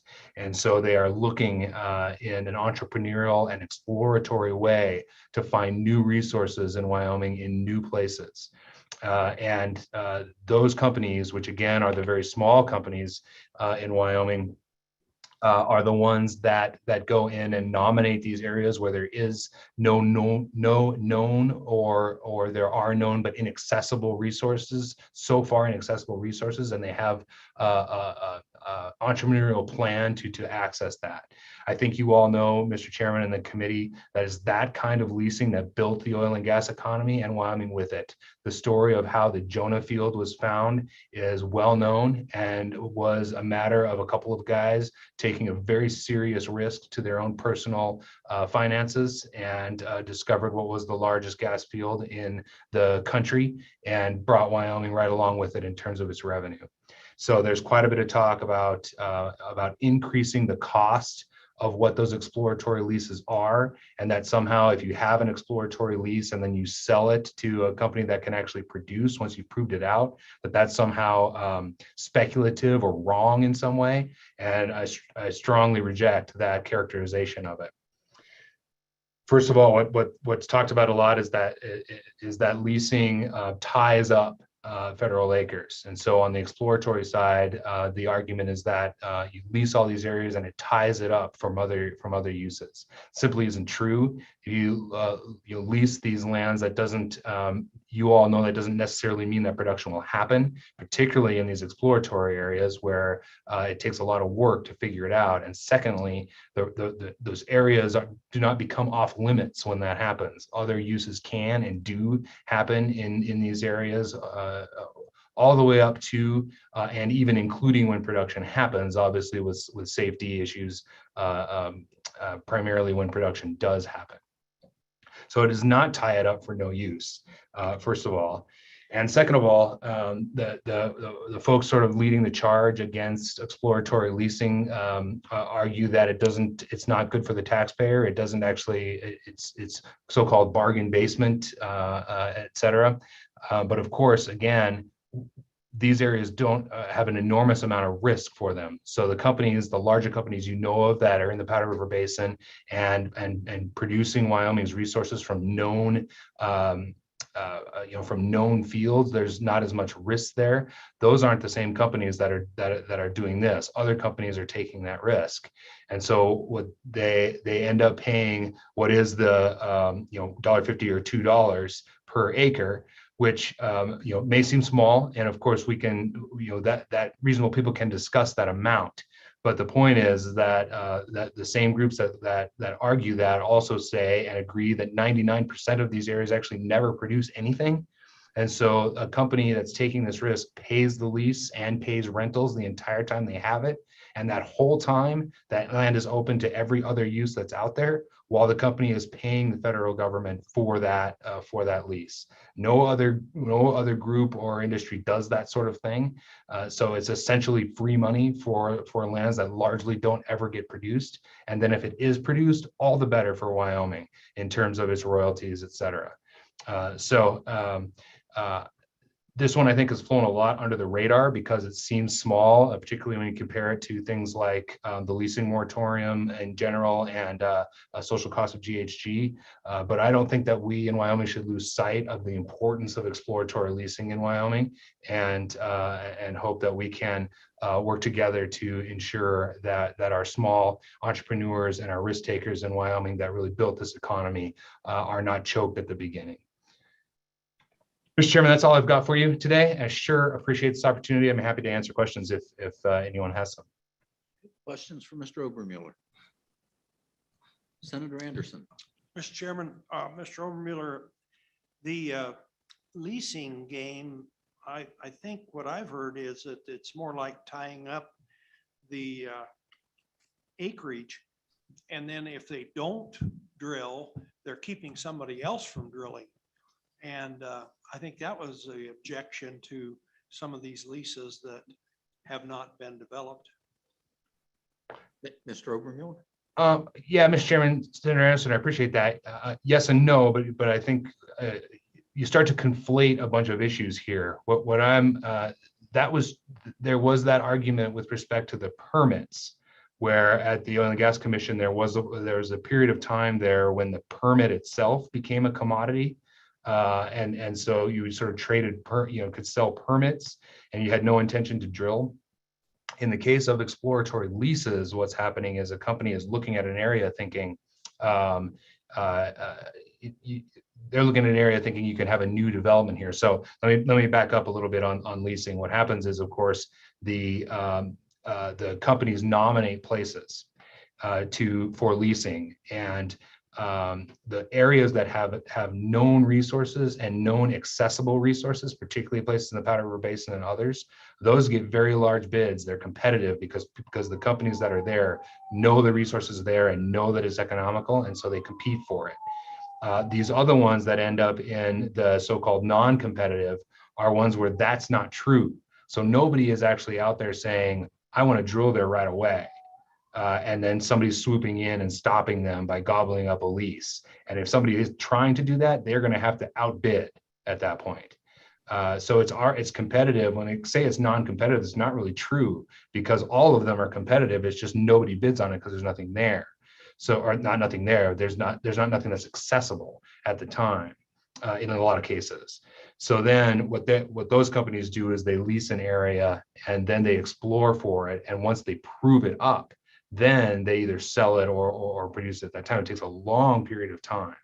But if we make that too expensive, so that exploratory leasing is no longer viable for smaller companies in Wyoming, then who does the exploration part of the E&P? There has to be exploration before there can be production, and someone's got to be able to do it. And there has to be a path for that that's viable and economical. Other questions? Senator Beitman. Thank you, Mr. Chairman. Thank you, Pete, for your presentation. Just an overall outlook for Wyoming in 2021. Obviously, we're almost halfway through, and things are really slow still, and it's been a year now. Are your members looking to pick things up here in this second, third, fourth quarter, or are things just going to be holding tight and we're going to be stuck in this holding pattern again? And waiting for things to get moving? What's the outlook? Mr. Obermuller? Yeah, thank you, Mr. Chairman, Senator Beitman, appreciate it. It's I wish I could tell you that it's going to improve and improve quickly. I guess I'm kind of a pessimist on that. I don't see things going gangbusters in 2021. Part of that, like I mentioned, is just the nature of our location and all of that, but the uncertainty surrounding Biden administration orders has dampened as well. And so, like I said, we're at 10 rigs, and I don't have a crystal ball about all that, but I don't expect that we'll be back up to 2019 levels in 2021. Other questions? Nope. Oh, Senator Beitman. Senator Boner. Please, Chairman Boner. Yeah, we look alike. Yeah, I know. But well, first of all, thank you, Mr. Obermuller, and your organization for all the work that you've done protecting what I consider to be the bright spot in our economy, not just in terms of what you currently bring to the table in terms of employment and revenue, but for the potential for future development. Being from the Powder River Basin, I still think that it's my understanding that resource is still being explored and holds a lot of potential. So it's disappointing to see the current policies of the administration put a damper on that, and with a lot of other factors, granted. But I was wondering, we can look at rate counts, we can look at probably a few other factors. Has there been an attempt to sort of quantify the impact in public land states versus maybe states that don't have public land? Is there been an attempt to do that, to begin to quantify the impacts that are already here due to the administration's policy and the chilling effect they clearly have on development in public land states? Has there been any sort of effort to keep track of the current status of the effect that this policy is having on our economy? Mr. Obermuller? Yeah, thanks, Mr. Chairman and Chairman Bone. I appreciate it. Yes, I think you're probably well aware of the University of Wyoming study on the longer term impact on a continued leasing moratorium. Internally, we are keeping track of what our members are telling us, and it's probably a good time right here just to for a little aside, Mr. Chairman, to say that the local BLM offices and the state office are working diligently with us, and we have been keeping those lines of communication open and doing the best that we can under the circumstances from Washington, D.C. to work with these folks who live and work here in Wyoming, and they are frankly doing the best that they can, and we really do appreciate that from them. You might imagine, just remember, for the first 60 days or so, there's it's not really unprecedented for new administrations to take a look at things. That's totally fine. What was unprecedented is that they took away all of the authority of the local offices in Wyoming. And you can imagine if every 4 years your boss came in and then removed your authority and all that, it's just unsettling. And so at best, so we certainly appreciate their work there and want to commend them for trying to work through what is really a pretty unprecedented move for them. So we continue to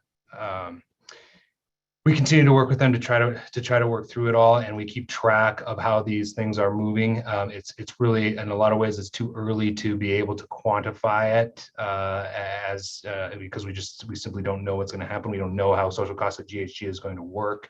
We don't know what kind of royalty rate they're going to try to attach, and if they try to attach social cost of greenhouse gases to it.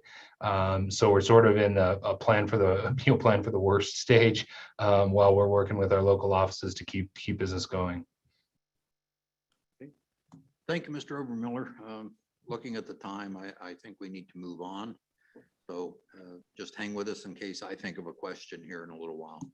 Sure, appreciate it. Thank you. Thank you, committee. Mary Beth, I think next up is Mr. Sylvester.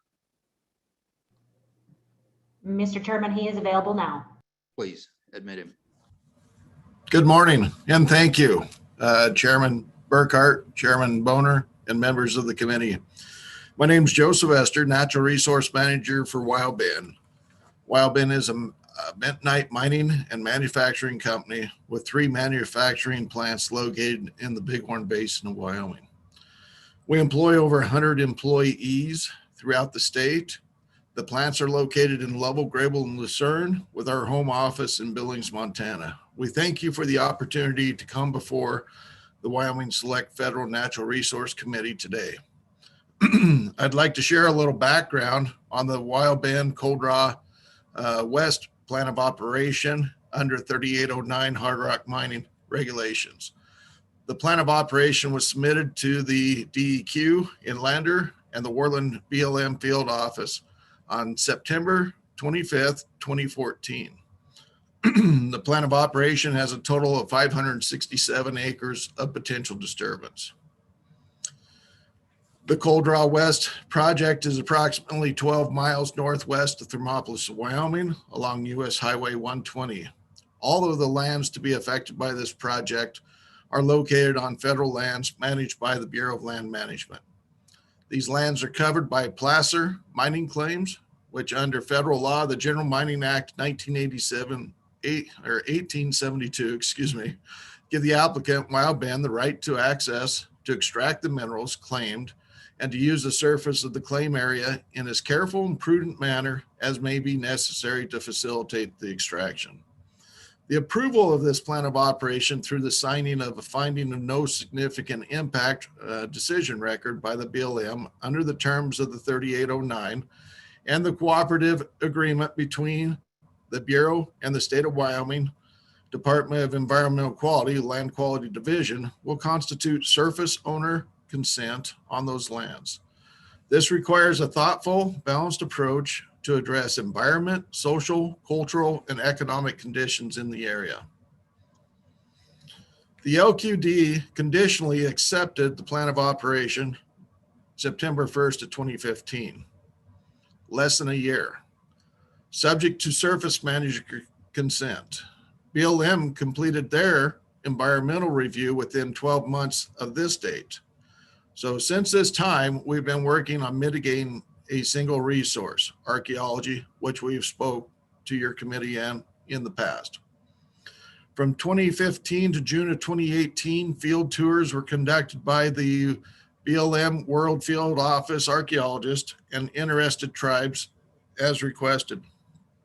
On July 18th and 19th in 2017, Wild Bend sponsored a site visit for all interested tribes. 8 tribes were notified, 3 tribes, the Ute tribe from Utah, Shoshone-Bannock from Idaho, Northern Cheyenne from Montana, expressed interest in attending.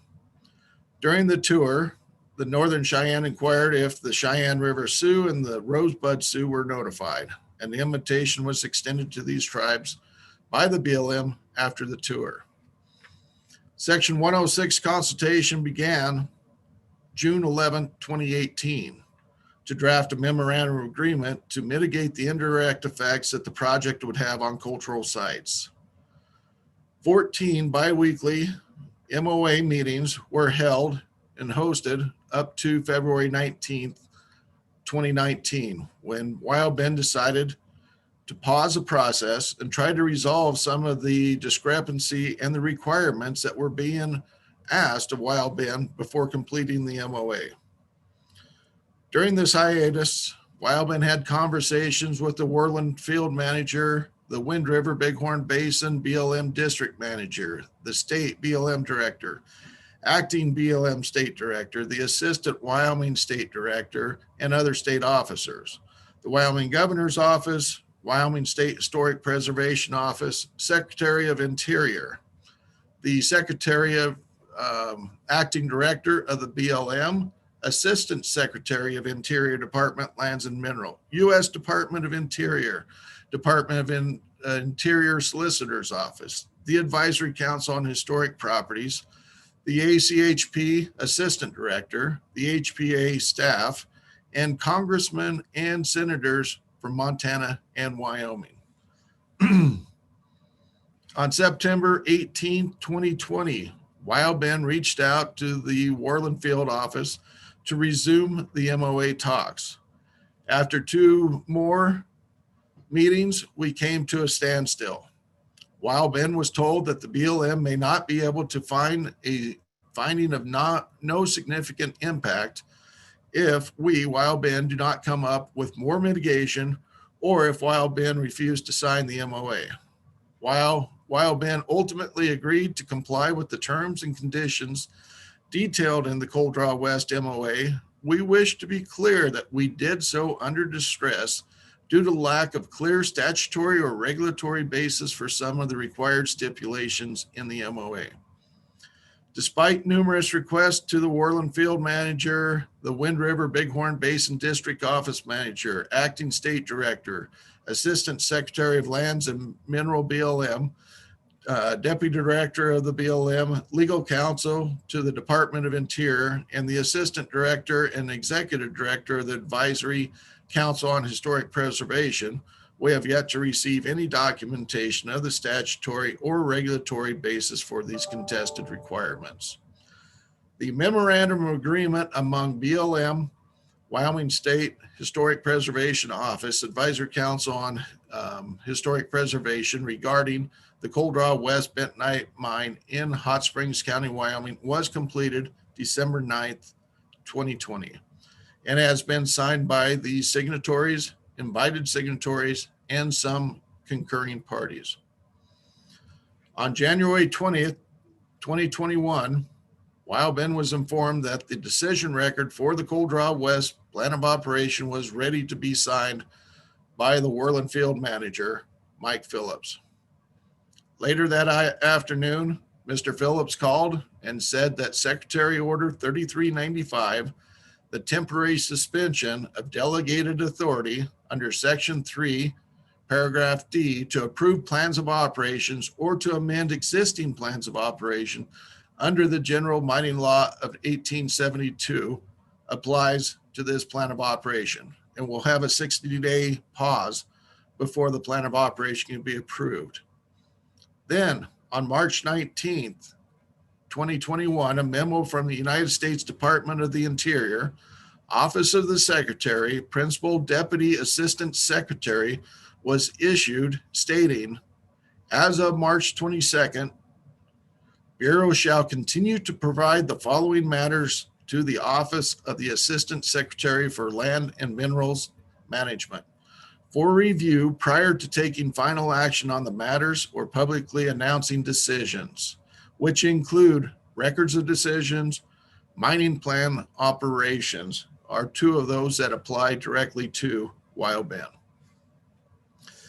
Based upon the memo from Laura Daniel Davis, all plans of operations and records of decision will have to be reviewed by the Office of Assistant Secretary for Land and Mineral Management, ASML.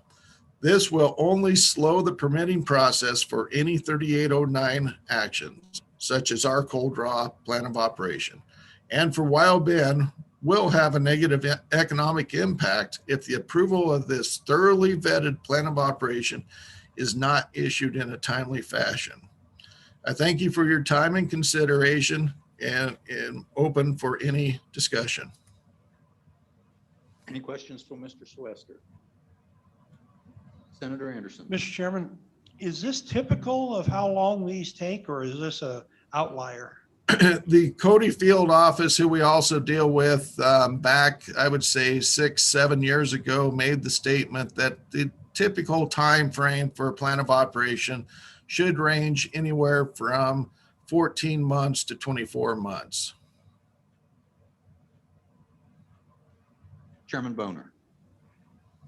Yeah, thank you, Mr. Chairman. And so in this, obviously, this is much more drawn out. Was there, was the Section 106 consultation requirements what drew this particular situation out? And if just a little bit more detail on the facts of, what exactly the cultural resource was that caused the concern, that'd be helpful for me to understand the situation a little bit. Mr. Certainly. Thank you, Mr. Chairman. This area is rich in cultural. We have rock art and campsites. Within the direct impact, there was 3 sites that we have went out with the Worland Field Office archaeologist, saw where the sites were. They are within our bed where we intended to mine. We had agreed at that point in time to avoid 100% of any direct impact. So all that we were dealing with was indirect impacts to these other resource sites. And I believe that there was 23 total sites, 23 or 27 total sites that we were trying to mitigate. Thank you. Follow up? So within that indirect area of potential effects, how large was the radius that they decided was indirect effects? How far did that extend out beyond your actual site where you're actually disturbing land? Mr. Sylvester. Mr. Chairman, thank you for the question. This is one of the issues that we have pushed for probably the past 6 to 8 years. And we've seen the APE, the indirect APE grow and continue to grow because the state of Wyoming is on the cutting edge of archaeology. The miles, we had to do up to 3 miles of anything that was visible within our mine site. Our mine site is 2 separate bentonite beds, and they range about 2.5 miles in length. And so our overall, and within our plans of operations, we put buffers on the high wall and on the outcrop side. On the outcrop, we have a 50-foot buffer. On the high wall, I have an additional 100-foot buffer. So we may anticipate potential disturbance of 567 acres, but in all reality, it is usually only about 60 to 70% of that that's proposed. But the indirect distance was 3 miles that we were trying to mitigate for. Follow up? Yeah, just what, well, maybe one more, we'll see how many questions I have, but of those 20 something odd sites that were in this 3 mile radius, were any on private property? Were they all on federal land? Mr. Sylvester? Mr. Chairman, during the process, there were 13 landowners that letters were sent out, requested what their wishes were. Within that, we gave them 3 options: to the option to go out there, evaluate them, and then mitigate anything that was discovered on their property. Second option was to stay off of their lands and not evaluate anything and just evaluate it based upon any prior knowledge that we had of that site. And the third site was they allowed access to cross their property, but not evaluate any of the resources on their property. Senator Brightman. Thank you, Mr. Chairman. Thank you, Mr. Sylvester, for being here today. How many years, again, clarify for me, has this been going on? It sounded like you filed the claim, the placer claim, way back in 2014. Is that correct? We filed, or excuse me, Mr. Chairman, the claims were actually claimed back in 1982. The plan of operation was submitted in 2014 on September, what day was that? September 25th. Follow up, Mr. Chairman. Okay, Senator. Yeah, this is maddening. This should infuriate the citizens of Wyoming. The Transcontinental Railroad was built by hand in 6 years. I hope all of our federal partners are still on this call and listening to this, because this is absolutely unacceptable. And we wonder why there's nothing going on in the state of Wyoming. It's because of this. This has to stop. This is insane. How long are you guys willing to keep in the fight to get this 500 acre, that's it, 500 acres, bentonite facility, 500 measly acres, and it's taken this many years? How long are you willing to stay in this before you finally just give up and take your money where it's welcome? Thank you, Mr. Sylvester. Thank you. Okay, any other questions for Mr. Sylvester? Okay, thank you, Mr. Sylvester, very much. So, Mary Thank Beth, you. anybody else in Zoom land? Oh, Mr. Chairman, I don't have anyone else listed. Okay, I'm sorry. sorry, Mr. Sylvester, can you come back real quick? Mr. Sylvester, please come back. Mary Beth? Yes. Yeah, and so what is it, is there anything that you think that we can do to help you? Certainly this is, I mean, you talk about Section 106, indirect AP, that's something we dealt with in Converse County extensively, dealing with oil and gas. And you know, I'm sorry, it's about the same time frame you're dealing with your issues. I'm sorry I wasn't aware of it. But is there anything that we can do to help? Right now, I'm sort of just following up with the BLM state office on this issue to make sure we track it, and it's to give it a high priority. Anything else you think we can do right now? Mr. Sylvester? Mr. Chairman, thank you. And I apologize not giving you my ask for this project. But I believe that there's probably other things that are jammed up at this point in time that was shipped to DC as of the January 20th. And so, you know, the ask would be that the Select Federal Natural Resource Management Committee write a letter to demand to the federal regulatory agencies that any plans of operations, decision records, or other pending approvals be reviewed immediately and decisions made by a specific time, such as June 15th. And I would also further ask that they relinquish that control back to the field office managers who have the boots on the ground, the resource specialists, where DC really is just pushing paper.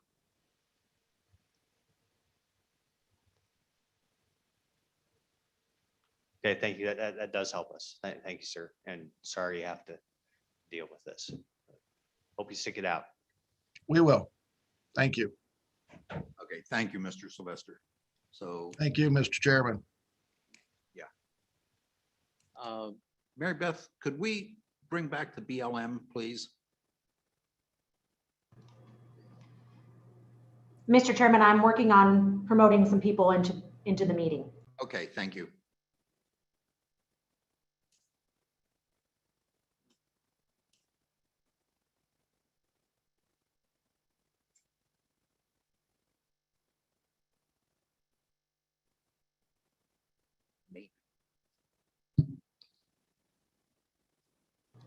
Mr. Chairman, you do have BLM in the room, in the virtual room, and I'm not sure who you would like to call on. How about Director Liebhauser?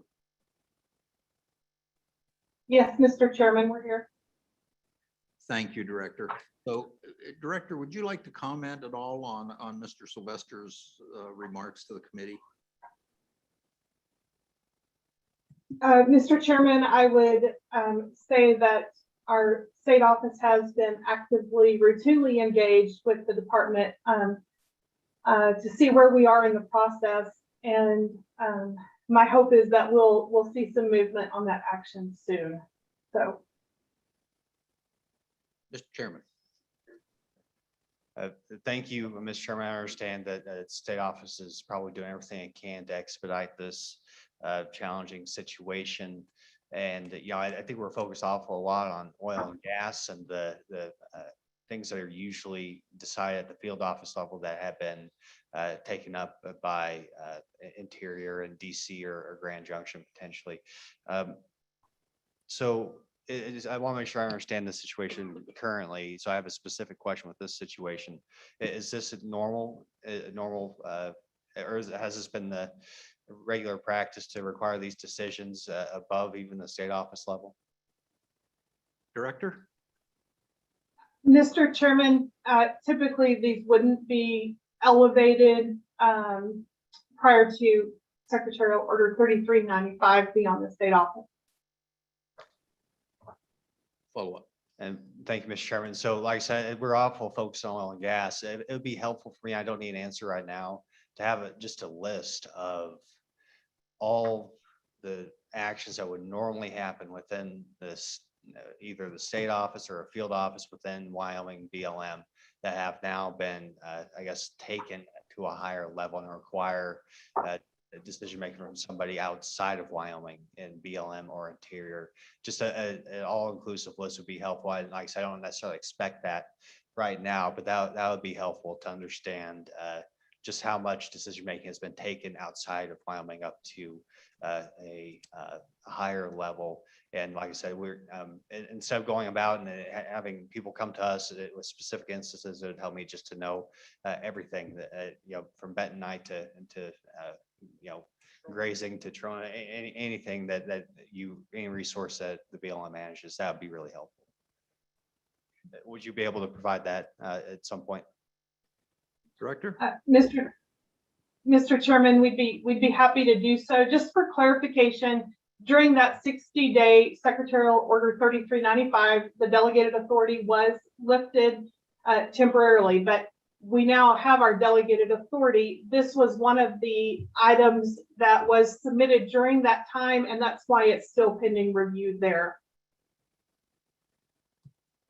Okay, follow up. So if I understand this correctly, even though the delegated authority has been delegated back to you, just because of the timing, that specific instance has not been delegated back yet? Director? Mr. Chairman, that's accurate. Those that were in the queue remained in the queue until such time as they are able to review those.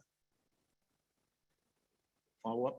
Thank you. That is helpful, Mr. Chairman. So maybe just a list of any similar decisions that are currently had that or in that 60-day window that are pending and have not been kicked back to the state. That would be helpful for me if there's any additional situations such as this. Thank you. Mr. Chairman, I would share that this is the last remaining action for BLM Wyoming in that 3395 queue. Okay, thank you. Thank you. That answers my question. Thank you. Okay. Other questions? Okay. Thank you, Director. Mary Beth, anybody else in the virtual land? Mr. Chairman, I don't have anyone else. Okay, thank you. Is there any public comment from the room? Okay, we will hold that. We're going to take a short break. Mr. Reedman, please. So we're about a half hour behind schedule. So we'll take let's try to be back here well, I will start at 11:30. And that we will also take a break for lunch. I apologize to the Forest Service. I know you're hanging in there, so just please continue to hang with us. Thank you. So we're on a break until 11:30.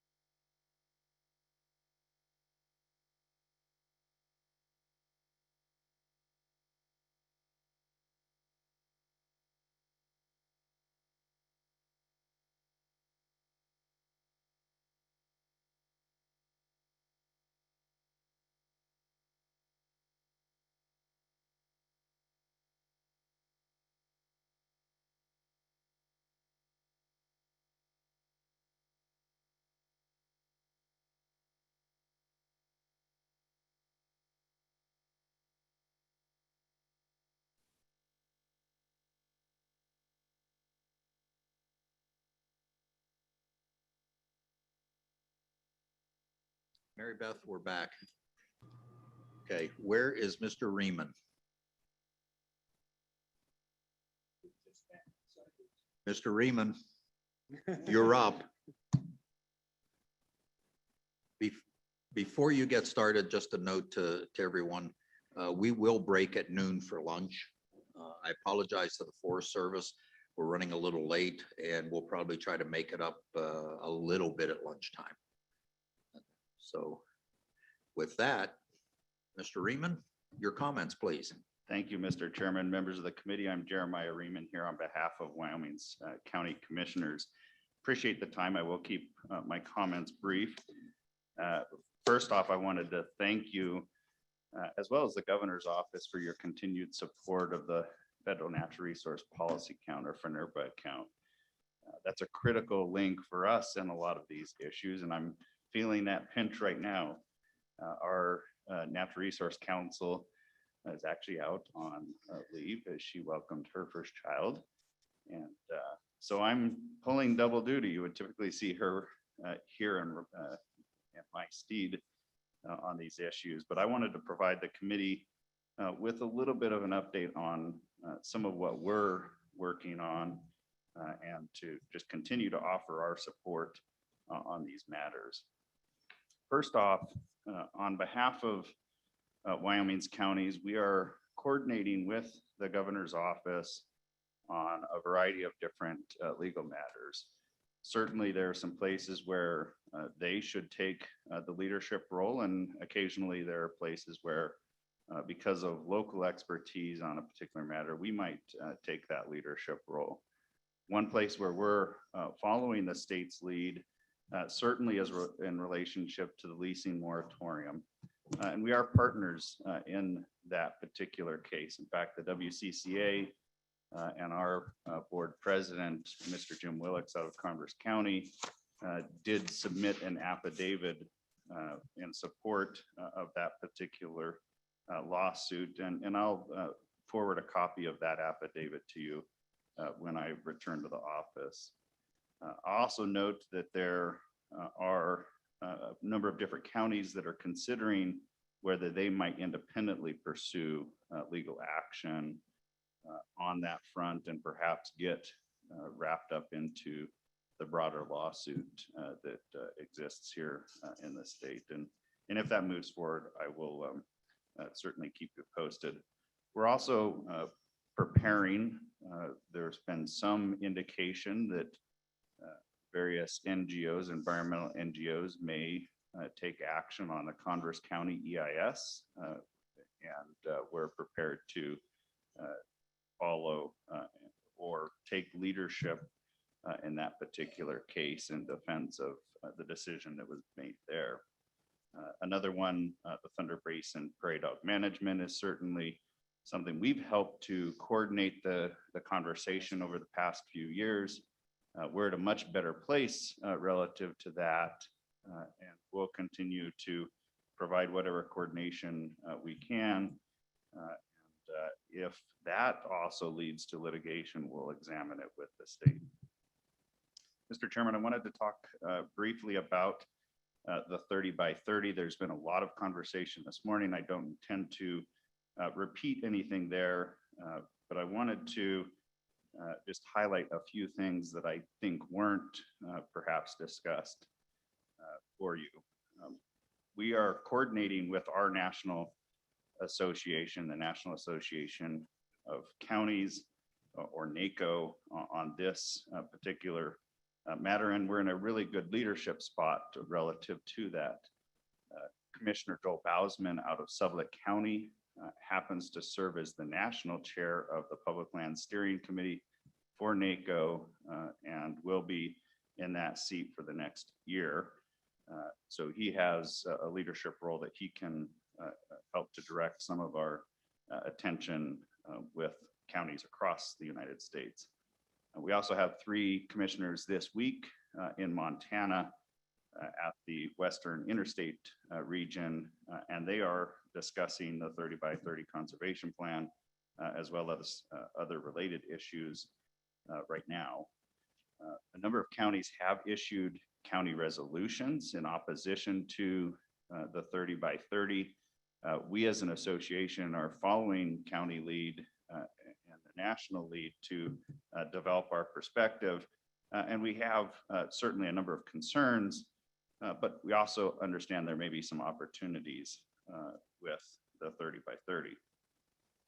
You've talked at length about concerns of the definition of conserve. And the angle that I would provide that's in addition to what you've heard today is a bit of concern that the 30 by 30 is not just a United States action. This is something that a number of nations are undertaking as part of climate initiatives.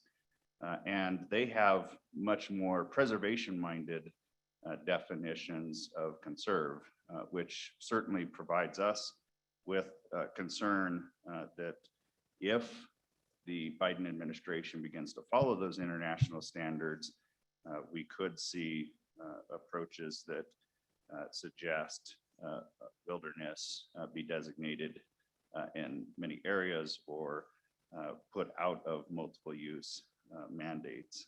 And certainly we're interested in seeing that particular multiple use mandate continue. In terms of opportunities, we do see benefits for things like the USDA NRCS programs like candidate conservation agreements with assurances, many of which are used here in Wyoming, which help to protect the environment of our local landowners, and those are voluntary. It also preserves the ability to continue activities, but give protection if there is ever an endangered species listing. We do understand that a number of communities across the West also see the 30 by 30 as an opportunity to protect against overgrowth of urban environments onto our farms and ranches, and to allow for that activity to continue to be productive.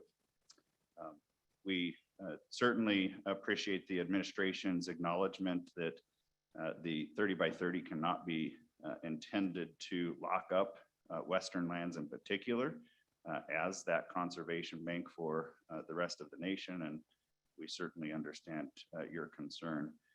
The leasing moratorium is another element of our concern. If you look at the Land and Water Conservation Fund and the reauthorization that happened last year, that is largely funded through oil and gas leasing, whether that's onshore or offshore. And so if you are to invest in that particular program, you need a robust and continuing lease program moving forward. A few things that we've sought as part of the conversation around 30 by 30 is the permanent funding of the PILT program, or payment in lieu of taxes, which is a critical financial resource for Wyoming counties. To give one perspective, Washakie County, if you took away PILT and direct distribution, you would take away more than 30% of their entire budget with those two line items. So we are looking for permanent PILT.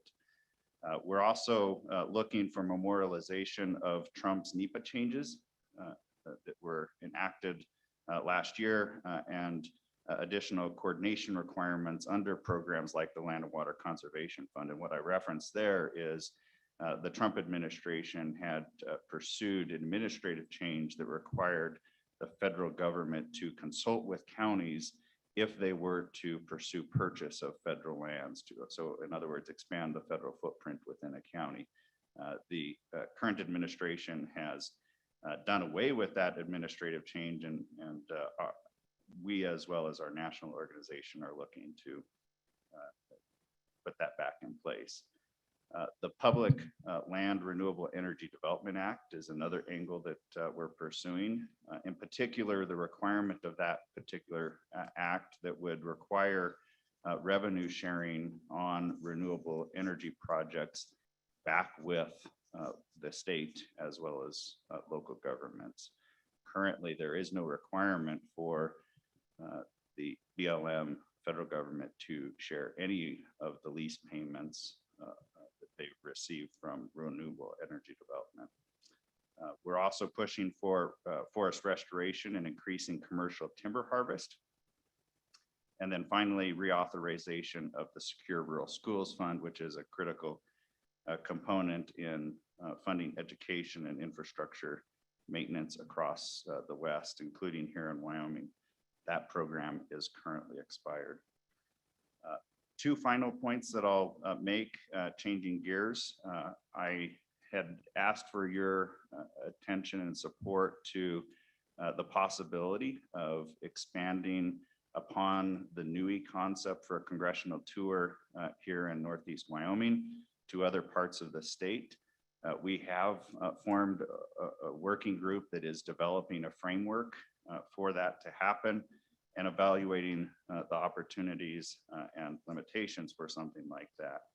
We're planning for our first tour to take place next year in the Bighorn Basin. That will be our first focus. Our working group is actually going to attend the NUI trip that will take place later this year, assuming everything moves forward appropriately, and then to rotate our congressional tour around the state. As part of that, we're looking at a voluntary assessment of all Wyoming counties, a small contribution that would help to offset that particular program. We expect, based on the NUI experience, that that'll be about $30,000 a year. We don't believe that has to come all from state funding. We are looking at what private contributions can look like for that, but we're also evaluating what the limitations for congressional staffers are to participate in tours that are funded with outside resources. So we'll continue to work that forward and bring you additional information as that develops. If you're interested in participating in that, we would certainly welcome that. Mr. Chairman, I'll just end on one final really positive note. You may have seen Senator Barrasso's announcement last week that he has introduced the Wyoming Public Land Initiative Act. That follows the lead that the WCCA and Mr. Overmuller took in 2015 to look at the wilderness study areas across the state of Wyoming, which have been essentially locked up in wilderness status for the past 30 plus years on both BLM and Forest Service lands. We offered the opportunity for counties to voluntarily come forward and discuss whether those should continue in wilderness status or perhaps be approached and managed in a different way. We had a number of counties. I'll just list those really quickly: Campbell, Carbon, Hot Springs, Johnson, Natrona, and Washakie counties, which all voluntarily came forward to participate in that process and ultimately came forward with recommendations that were translated into legislative language that is referenced in that act. And it will, if passed, result in an additional 5 wilderness areas in the state of Wyoming, 3 designations of special management areas. It will release 10 of those wilderness study areas back to the multiple use mandate and then provide some associated policy directives. We're pretty proud of that work and the effort that those counties undertook to bring that forward, and we look forward to seeing that advance in this Congress and with the entirety of our delegation's support. Mr. Chairman, I've gone on probably longer than I should, but I'd be happy to answer any questions on any of those issues or others that you might have. I see the Senator Anderson's ready even before I asked. So Senator. Mr. Chairman, the last year there was a lot of discussion about the PILT and how it hadn't been increased for decades, and I didn't follow what happened with that. Did we get anything done with PILT, or we got any agreement or anything with the feds that may increase the PILT? Mr. Riemann. Mr. Chairman, there's been no advance to provide for higher PILT payments. Trump did reauthorize an additional year of PILT payments based on congressional action. So PILT will be in place for this year, but beyond this year, even the existing program is still uncertain, and that's why we seek to see it permanently reauthorized and also to make adjustments to more appropriately compensate counties for the amount of federal land that's within their jurisdiction. I don't have the exact numbers in front of me, but if you take a county like Sublette County, which has an inordinate amount of federal land, I believe they receive under $100,000 in terms of federal compensation, and that's certainly not commensurate with the amount of federal land that they have. Other questions for Mr. Raymond? Representative Winter. Yes, thank you, Mr. Chairman. Mr. Ryman,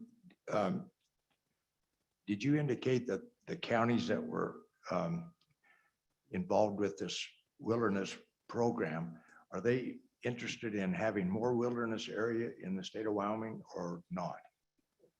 Mr. Raymond. Mr. Chairman, if I can, before I get to that question again, back in the 90s, the BLM was required to do an evaluation of its lands and determine whether they had wilderness characteristics. As part of that process, they recommended to Congress whether those particular areas should be released back to multiple use or perhaps designated as wilderness.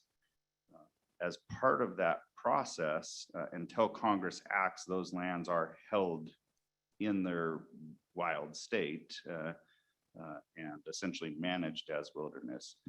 The counties that participated as part of the WPLI process had to undertake a transparent process with the public and with a steering committee to determine whether those should in fact be wilderness or whether they should be released to some other form of management. And as I mentioned, those counties that did participate, they did identify 5 areas that they did believe were worthy of formal wilderness designation. They've essentially been, under that management, if you will, for the past 30 years. And then the remainder of that land that was part of those county processes have been either designated for other processes or for released to BLMs or the Forest Service's multiple use mandates. Follow up? Yes, thank you, Mr. Chairman. Well, I thought that most of those areas had been relinquished back to the agencies that manage them. Well, it's my opinion that we don't need any more wilderness areas in this state. The management of the ones that we currently have is very poor at the present time. They're going downhill, and I would certainly recommend that these counties reconsider anything that might bring more wilderness area into the state. And I'm going to check with my county commissioners for sure and make sure that this is the case. Comment, Mr. Raymond? Mr. Chairman, Representative Winter, first off, those lands until Congress acts stay under the Wilderness Study Area designation or WSA designation. So again, until Congress acts, they are managed to preserve those wilderness characteristics that were identified by the BLM or the Forest Service. The process that the counties undertook was transparent. It included all of the various parties that might use those resources, whether they're NGO parties or agricultural interests, mineral interests, and they were tasked with coming up with recommendations. And in some regard, that was a compromise that happened. If nothing happens, they continue in that management. Under this proposal, we'll end up with 5 designations totaling 20,000 acres, and we will release back to public management over 127,000 acres. It's a compromise that the commissioners felt was appropriate, and in those 5 instances felt that the wilderness designation was appropriate. Other questions? Questions, Mr. Mayor? So, Mr. Raymond, with those wilderness designations, it was my understanding that there couldn't be any more wilderness in Wyoming. Am I misunderstanding that? Mr. Chairman, I believe that you're referencing to the limitation that exists relative to national monument designation as a result of Grand Teton National Park being designated a national park. There was a compromise that limits, it prevents any additional designation of national monuments at the discretion of the president in the state of Wyoming. We're the only state with that congressional protection. Alaska has a similar provision, but the secretary and the president have the ability to designate national monuments there of up to 5,000 acres. The rest of the states across the country have no protection. As you see, it's been a contentious issue in Utah. Relative to wilderness designations, that is a congressional decision. They hold the full power there. Congress gave the BLM in FLTMA, the Federal Lands Policy Management Act back in the 70s and 80s, the responsibility to identify these wilderness study areas. The only party that has the ability to act is Congress on that. But until Congress acts, they are held in a wilderness state. Representative Winter? Yes, thank you, Mr. Chairman. With regard to these wilderness study areas, would there be a possibility of, on this tour, that the tour could include those areas as a place to observe and discuss while during that tour? Mr. Raymond? Mr. Chairman, absolutely. I think these tours should include a variety of different components, whether that's understanding the connection with ag and mineral development, the Bighorn Basin. You just heard from one of the bentonite developers. That certainly should be a part of it. We can take a look and coordinate wilderness study area visits and what we've proposed as part of that as well. Follow-up? Yes, thank you, Mr. Chairman. Mr. Ryman, with that in mind, what would be the possibility of taking a tour into the existing wilderness areas and seeing how they are being mismanaged? It would take quite an effort on people's part to get that accomplished, and it might be expensive, but I think it would certainly tell most folks where we're at on wilderness areas, Northwest Wyoming, and I'm sure it's the same in most every other state where these wilderness areas do occur. So I would ask that you consider that and discuss that in your group. Mr. Raymond, and I think to add to that also, before you answer, is the fact that, those staffers would have to be able to ride a horse. So your comments? Mr. Chairman, I can make no guarantees of what they can and can't do, but Mr. Chairman, I think first off, including those components into a congressional tour are certainly well taken, and I'll bring that back to the group. I will say, I'd be remiss if I didn't, that as part of the process that the counties undertook relative to these wilderness study areas, one of the requirements was to get on the ground with constituents to understand what the management looked like, what natural features existed, what roads are there, reservoirs, and other things that are bound up into these particular areas. So those local groups did undertake that process. Other questions? Questions for Mr. Raymond? Mr. Raymond, one last thing. Could you give us the committee, and you don't have to do it right now. You can send it to staff and they can circulate it. Those areas that were recommended for wilderness and those that were not. And I believe there was one area they couldn't even make a decision on that still is kind of hanging somewhere in the process. Yeah, Mr. Chairman, again, not every county that has a WSA participated in this process. Just to point out, counties like Sweetwater County, Teton, Sublette County may have started into the process, but didn't ultimately come forward with final recommendations. York County is one that did, and it's actually lauded as perhaps one of the most, one of the best examples of a local process.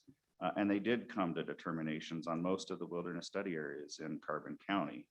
In that instance, there was one wilderness study area where they could come to no agreement on it, and it was excluded from their final recommendations to us, and it's excluded from the bill that Senator Barrasso has put forward. Any other questions? Thank you, Jeremiah, very much. Any other public comments on the BLM topics? Seeing no one, I'll close public comment on that. I think at this point, looking at my clock, it's about noon, and we'll recess for lunch. And that now lunch is being brought in for the committee, and I know the rest of you need to go somewhere probably. So we are behind schedule by at least a half hour. So with that, I'd say if we can keep lunch to 45 minutes, that would be great. And I'll try to be back here at 12:45. Maybe we can catch up a little bit of time. So with that, we're recessed for lunch.